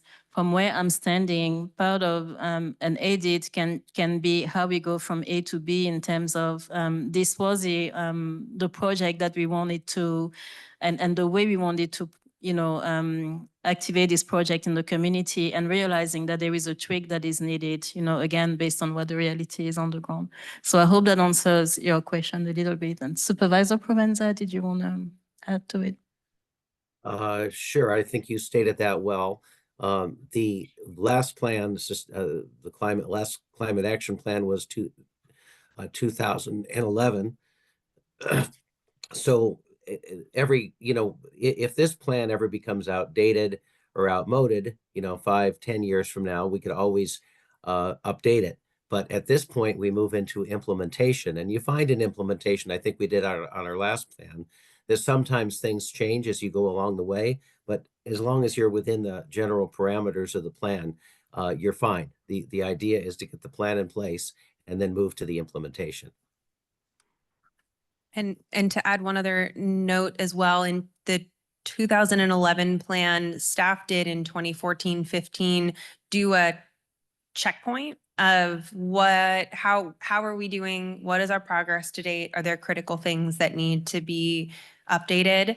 And so I think along with Supervisor Provenza's comments, when we think about implementation, the exact mechanism for how we do that sort of check-in, we don't know for sure, but we are thinking about what those midpoint check-ins look like, and in line with updating our emissions inventory, having some sort of check-in where we can acknowledge things that need to be changed and adjusted moving forward is something that we are planning to do and will explore as we move into that phase. And I appreciate that. I really appreciate you asking that question, Sarah. Thank you. Thank you all for the feedback. I appreciate it. Mhm. Thank you, Supervisor Provenza and Kristen. Vice Chair Kim. Do you want to go first? Were you raising your hand? Yeah. I just. Hi, Micah. Along with other people who've talked about the commission and this process. Could you move closer to the mic, please? That have talked about this commission and its process. It's been wonderful to be part of a bunch of people who just keep keeping the faith that this can happen and that we can make a difference. And I can just see that all of you will be able to keep on keeping on, and we can do it. Thank you, Commissioner Bennett. So I totally support the plan, ready for us to vote for this to get approved. I mean, approved by us to go to the Board of Supervisors. I did want to just mention one final thing. I know I sound like a broken record, but in hindsight, my one concern about this plan is, it's a 300-page document, but when it comes to the implementation section, it is 2 pages. And I know this is not an implementation plan, right? People have said that to me, but just only having 2 pages thus far gives me a little bit of concern. And so I know we are going to work on the implementation plan moving forward, but I realize it actually should be a written document as well, right? And I do think that implementation plan as a written document being available to the public could also be interesting, because I think just the dashboard alone is not, when I think about business or project management best principles, yeah, definitely having all the tools are important, but the most important tool is the business plan itself. And so I think if there was an implementation plan, a written implementation plan in my mind, I would have like 3 sub-plans. The first plan that I think is the most important, like critical path, is like the funding critical path. Like if we were to break up our commission into like 3 groups, like one subcommittee should be grant funding, and now we know federal is gonna be less likely. So really thinking about, local, regional, statewide, what are all the state funding. So that's one critical path of funding. A second would be the green team. I think the green team is so exciting. What Kristen, what the county leadership has been able to do to bring this tiger team of all of the department heads on how to get all of these low-hanging fruits. I think there just being a plan of what that looks like from now until every green team potential low-hanging fruit is addressed. And then third is by the phases, right? There's phase 1, phase 2, phase 3. But I think even implementation just focus on funding, and then also the green team could be very exciting. And of course, if this was written on a document some kind, and then I'd love to share my thoughts for that document when that happens. But I totally support to vote yes for this plan for the supervisors. Thank you. Vice Chair Kim, Kristen, do you have any answer for Andrew or not? I think that I don't like saying we're working on it. And I think that looking at the plan itself, so much of what feels really challenging about how we move into implementation is so much of implementation really is dependent on which actions that we're working on first. And I think that there's a sort of the stepwise process of we need to get our framework approved, and then we need to really figure out, okay, what are we doing first, second, third, fourth? And there is going to be a lot that we're going to write up about what that looks like as we go into implementation, depending on what dashboard we use, how we want to integrate that. We need to create our policies and procedures for our green team for how they can support that process. And then, it's tough. We have our funding and finance appendix, which is 30 pages long of all of the different possible funding. so much we have gone through, and I will say some of my hesitation of spending a lot of upfront staff resources is we put together a funding strategy for an implementation plan for our early action projects, and spent a lot of time trying to identify in year 1, 2, 3, how are we going to fund them? About 6 months after we had written it, all of the timelines were off. Like grant programs changed, some grant programs were dissolved. And I think that, you know, trying to find a midpoint as we move forward of how much can we write down and say, this is our implementation plan. But in the funding space, we've really run into challenges of identifying funding sources, and timelines for almost every grant that I've written in my time with the county has not been on schedule, from state timelines moving around. And so it continues to be a challenge, and that makes it really hard to come up with concrete implementation strategies as well. So I wrote down these pieces, and I can commit to saying that we are going to work on it. I wish that we had that now, but we'll continue to make that really clear, come back, report back to the commission, and then depending on what our dashboard is, I think we'll have a little bit more clarity in terms of what we can commit to reporting back out on a regular basis. Thank you, Kristen. And my answer is simpler. The draft of the implementation steps for me is the work of the commission and the partners after the Board of Supervisors has approved the framework. So the work continues, and that is what the focus is going to be on at that time. Okay, thank you. So let's, are we ready to open to public comments now? Yes. Supervisor Provenza, your hand is up. You were not. You're muted. I was just stretching. Oh. Okay, that was a very convincing stretch. So I think we're ready for public comment. Lauren, I see that you would like to address the commission. Thank you. I think I can get this into 3 minutes, but if I can't, maybe all the other people that aren't here can cede me some of their time. Regarding the very big disagreements in our nation and in every other nation, I applaud how civil the participants have been in this group and how welcoming. I don't know, I operate on a couple of precepts. One of them is we don't know what we don't know. Another one is question authority. Third one is follow the money. And Reagan said it, he liked this Russian notion, trust but verify. And trend is not destiny. So what we think we know now might be different later on. For example, nationally, David Keith, who's at Harvard, has a patent for a way to remove CO2 from the air.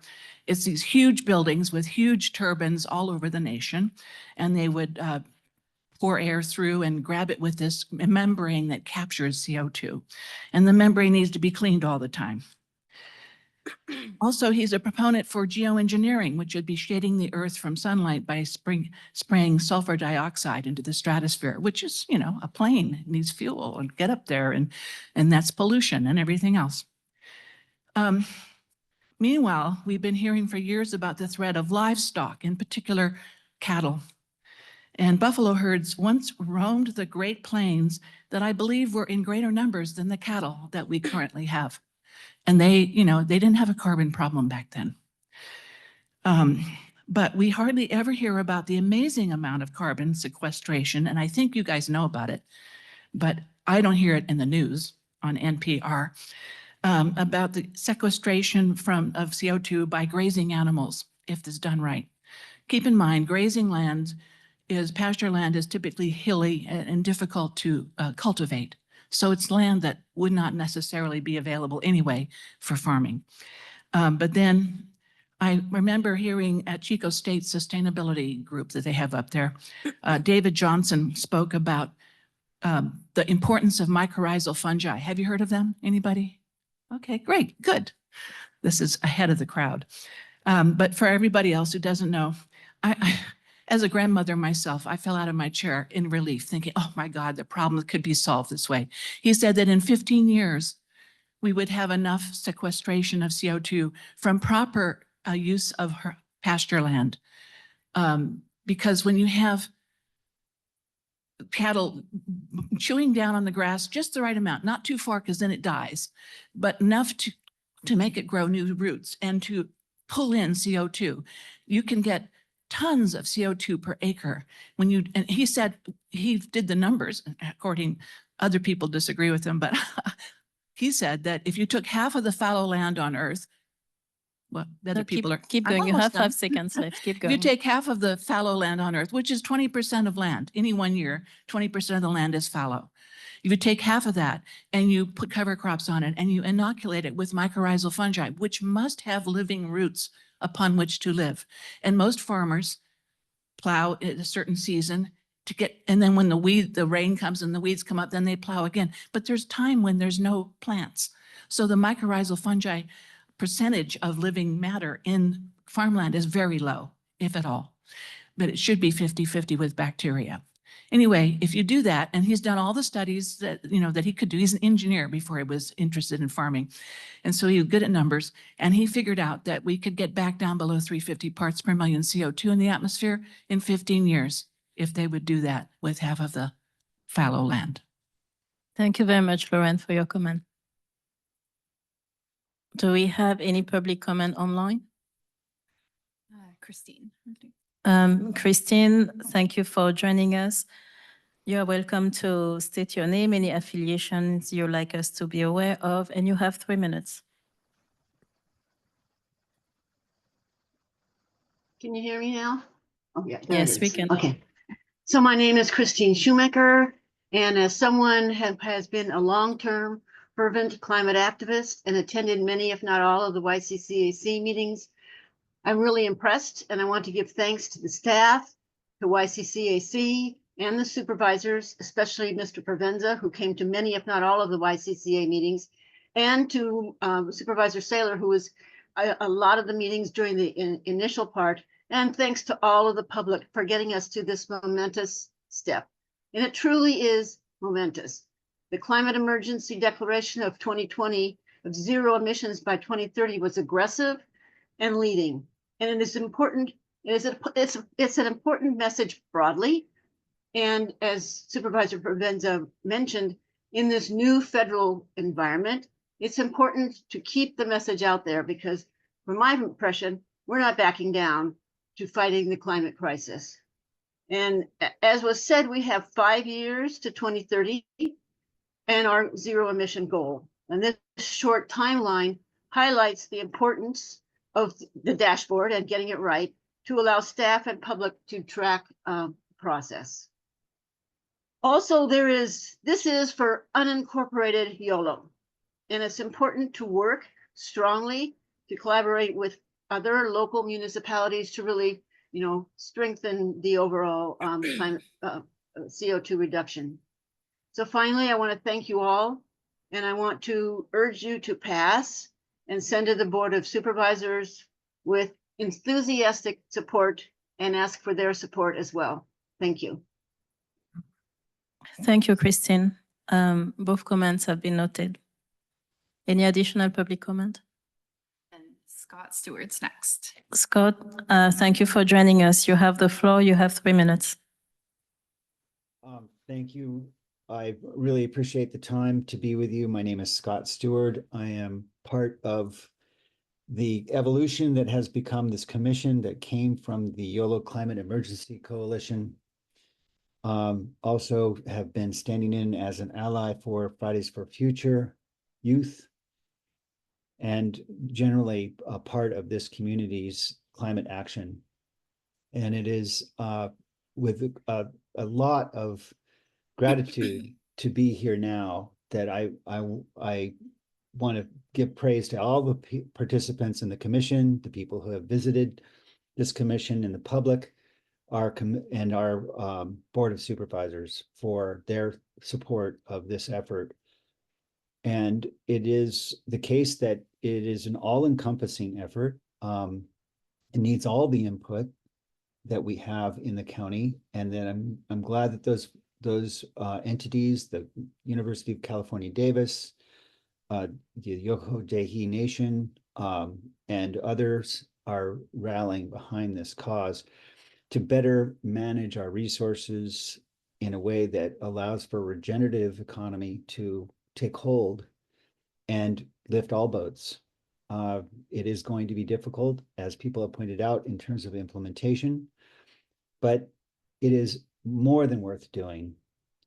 And I just want to say thank you very much, Commission, for your work. Scott, I thank you for joining us, and to all the members of the public who've shared a comment with us. I want to thank you for your advocacy and thank you for caring. Do we have any additional public comments? Juliet. Okay, so Juliet, you have the floor. You have 3 minutes. Thank you, Chair Mavondo.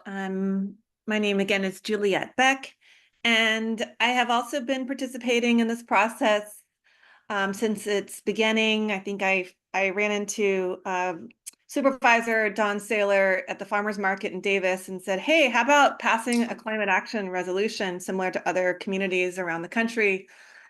And he says, okay, write something up. Can you get it to me by Monday? And that kind of got the ball rolling for a coalition to be formed. So I think what we want to emphasize, what I'd like to emphasize at this stage is how important it is to support the community and build infrastructure in our civil society alongside the work that's being done in the county, in the county government structures. I'm also very interested in how the Resiliency Collaborative that is being funded through a grant will also play a key role in the implementation. Would like to hear more about that possibility.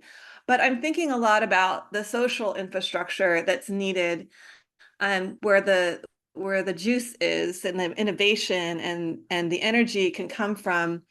That we need support, we need infrastructure as well to carry this out through the nonprofit sector and through innovative spaces. And I'm thinking, for example, about all of the incredible learning and sharing of knowledge, especially Wintun ecology, homeland ecology, traditional ecological knowledge at the Cache Creek Nature Preserve, and how important that's been in my journey for understanding and visioning a ecological just transition that centers the land and water and the creeks and the restoration of our watersheds, our essential watersheds, and how to make these spaces more resilient, and also to really prioritize and uplift wetlands and the importance of wetlands and carbon sequestration.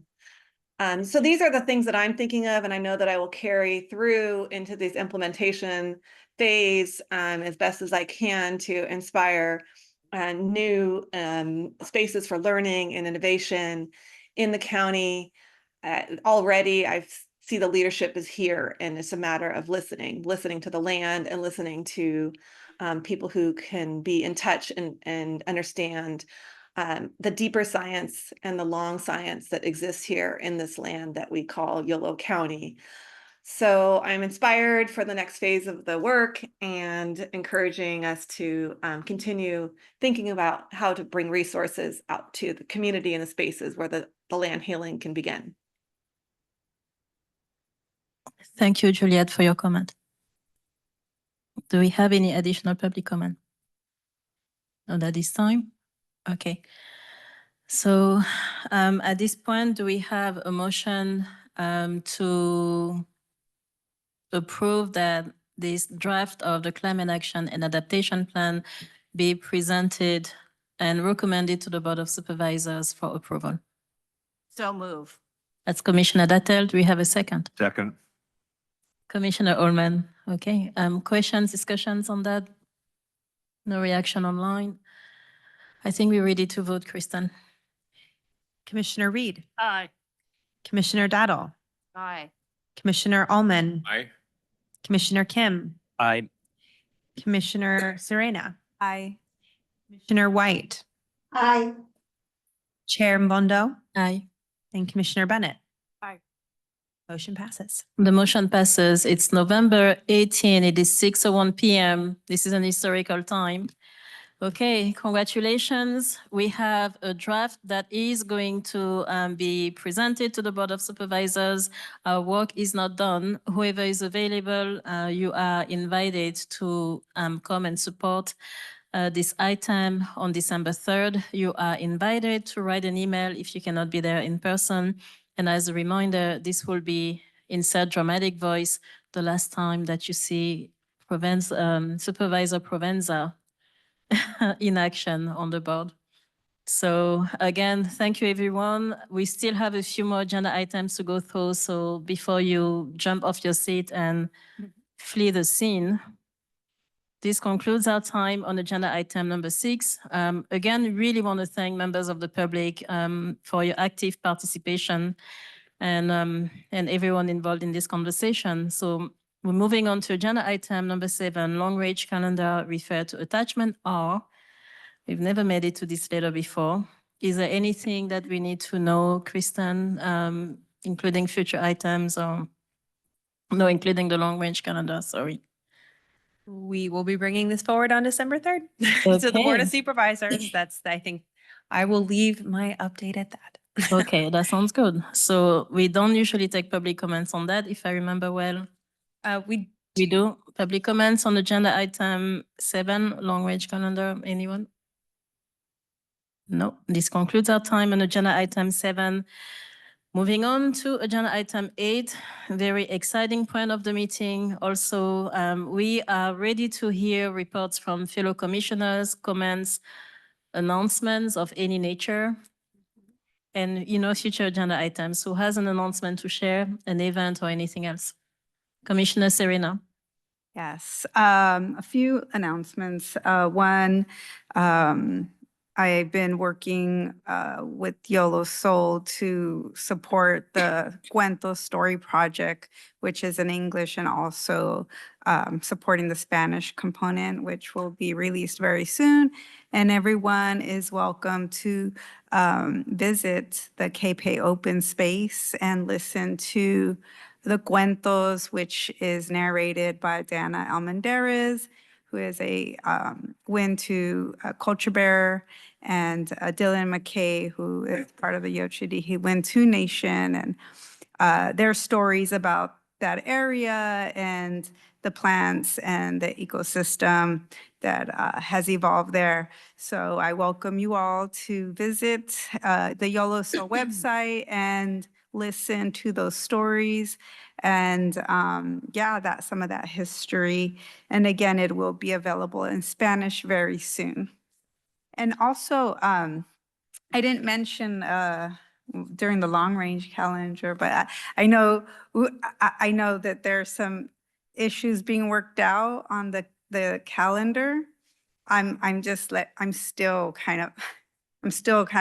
needing your support, the staff, to get I'm still not getting my calendar items, and I apologize for even bringing it. But my calendar isn't somehow logging for some reason. So you're talking logistic of? Yeah, the actual calendar invites are still not showing up, and so. And for the record, I need to mention I'm involved in other county groups, and the same issue has been happening. And I think it's since the county went from .org to .gov. Okay. I'm working with IT, but would anyone volunteer to help test this out with IT? I'm so willing to help, because I just don't want to miss miss important meetings. And I'm like, Kristen, is this happening? And she's like, no. So I have to still delete. It's weird. I can't even delete it from my calendar. So that was one thing I wanted to kind of just follow up on. And so hopefully, I'm willing to help and test anything. So that. We are actively working on a solution with IT. So if anybody else, I don't know why. There we go. Anybody else wants to volunteer, please reach out to Julia, Julia, Olson, OLSON at yellowcounty.org, and we can get you connected with the IT team to try to troubleshoot. Yeah. .org or .gov. Actually, it goes, either one goes to us. So it's .gov. That's that's what got us into this mess. No. We'll figure it out. Yeah. Thank you. Thank you. Any announcement, Commissioner Kim? Yeah, so I heard that CAF, which is the California Alliance of Family Farmers, they're doing 2 events here in Yolo, Sacramento. One on Wednesday, like a farmer listening tour, and then at 3 o'clock, and then one on Thursday at 5 o'clock. I went to it last time. It was really interesting. A lot of, climate friendly farmers. And so they're doing listening tours. So anyone it was very informative, educational when I went last time. And I believe they're also having it via Zoom. So if you want to just join via Zoom, just go to their website, California Alliance Family Farms, and then I'm sure you'll see their events on their event page. Thank you, Andrew. And yeah, they try to have the events being hybrid. As a reminder also, or an announcement, in February, they will have the farmers conference. And so the registration opened this week. So it's also an event that's very interesting. Any additional announcement, Commissioner Ullman? I have just a quick one. Having been out to the Cape Park, we start every meeting with a land acknowledgement. And the story walk out there allows you to immerse yourself in what the land acknowledgement is all about and connect with nature in that respect. And I want to thank Adelita for her work on that. It is an absolutely wonderful website, and the project itself, thanks to Mother Nature, is out there waiting for everyone to experience it. So thank you so much. It was, teamwork there. So, absolutely. Thank you, Commissioner Ullman. Commissioner Dattel. So yesterday, Cool Davis sponsored a talk by Kim Stanley Robinson, who is our local CLI-FI author of international repute. So he was updating us a little bit on the Ministry for the Future, which is the book he published, the big CLI-FI novel that he published several years ago. And then they had a bunch of local people talking about what's going on in YOLO with respect to climate. And I was one of those folks. They wanted NJ, but she couldn't make it. So they asked me. They also asked Adelita if she could do it. And so I was able to talk a little bit about this historical moment where we're at. And you'll be able to watch this interesting presentation and panel because Cool Davis will put it up on their website, and you'll be able to find it, I think, within a week or two, probably. Appreciate it. Thank you, Robin. Anyone online? I have one. Okay. Commissioner Reed. I received a notification regarding the December 27th Christmas bird count that is co-sponsored by the Audubon Society and Cache Creek Conservancy. It was an article in the Woodland Daily Democrat, but it did not include the information about how you sign up to do it. They're organizing teams, but hopefully they'll have something up on their website. I shared it with the staff, so I think they're looking into it as well. But it sounds like a fun thing to do. Thank you. I wish Pelayo was there also to give us more information on that. Appreciate it. Thanks. So I don't see anyone online with a report or announcement to share. So I have a couple very quickly. Kristen, do you please confirm that the commission is not meeting in December? Did I hear that right? Somehow that hadn't registered. That is the current plan. So to not meet in December. It's the plan. Do we have any strong, passionate objection from commissioners? Do you absolutely want to see each other in December? Your silence is deafening. That question was obviously a joke. But it looks like we are not going to meet in December. There seems to be no opposition to that. Okay, so that's one thing. And then secondly, I was wondering, this is a future agenda item. So some time ago, we were graced with a presentation from Kristen Vivoda, who is the Director of Emergency Services, the Office of Emergency Services. I was wondering at some point in the future, now that we have 182 action items, if it might be possible, if it's not too much work for the staff, but to kind of be able to see what among, when it comes to the CAP, what are some of the measures that actually help with emergency readiness and disaster, readiness or preparedness. Again, just a thought. And I'm happy to reach out to her as well, but I know you talk, so you communicate. Yeah, that sounds great. We just on a grant together. Okay. It's not, I feel like I'm not very, Mhm. very clear here. Building on some of that exact question. So we can definitely explore what long-range calendar items to work Cool. in as we think about implementation. And I think that also speaks to revisiting several of the other key elements, potentially, working with the Department of General Services to talk about some of the internal actions when we think about our municipal inventory. So we can discuss internally and coordinate with Kristen about setting that up when the timing's right. Thanks. That sounds good. Thank you so much. And again, I raise that point because it goes without saying that that's one of the functions that the CAP, or one of the issues that the CAP is addressing, is also helping the community in regards to emergencies, climate disaster, and other natural catastrophes. So with that said, one last announcement, which is very, very important. The turkeys are out. I don't know if you've noticed, but at least in Davis, around Thanksgiving, I don't know how they get the memo. They come downtown, like, to just be in our face. So I just wanted to give you a heads up so that, you don't get a surprise attack by a turkey when you're walking downtown. So with that said, thank you all again for your time. This concludes our time on agenda item 8. Apparently not. Julia has something she wants to share.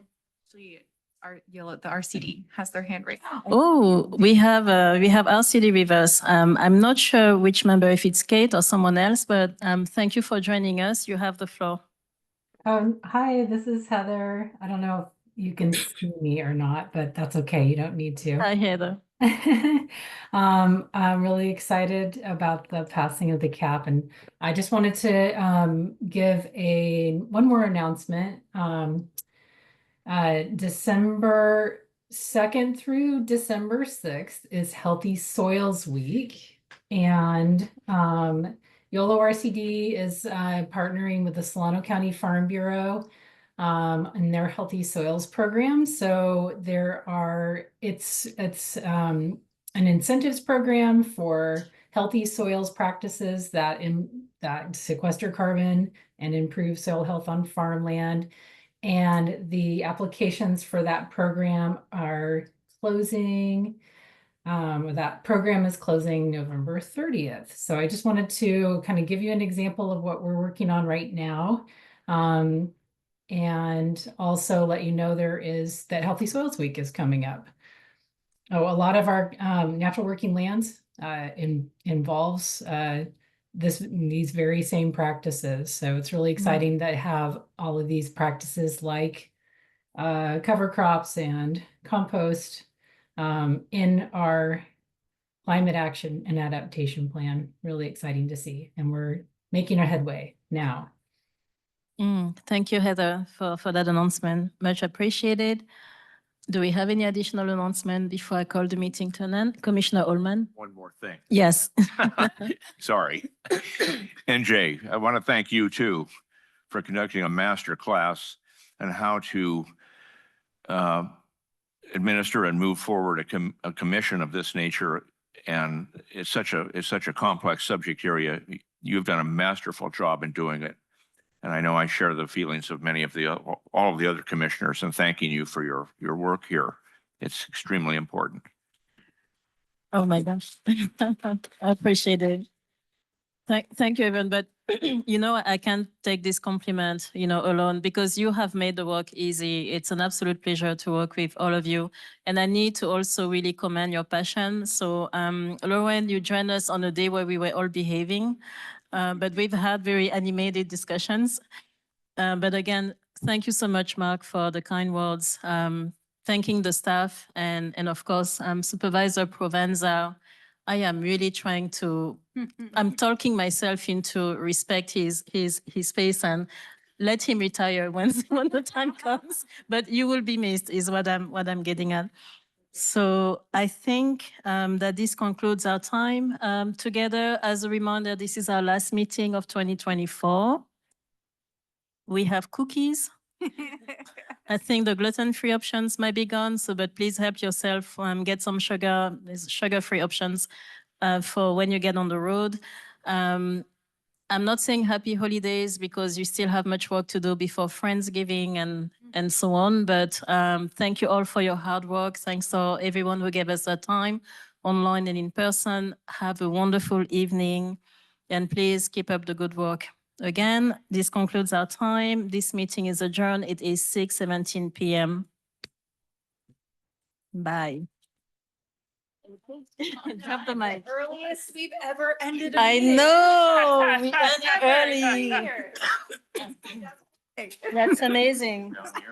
Okay, please don't let me go home with the sweets. I don't eat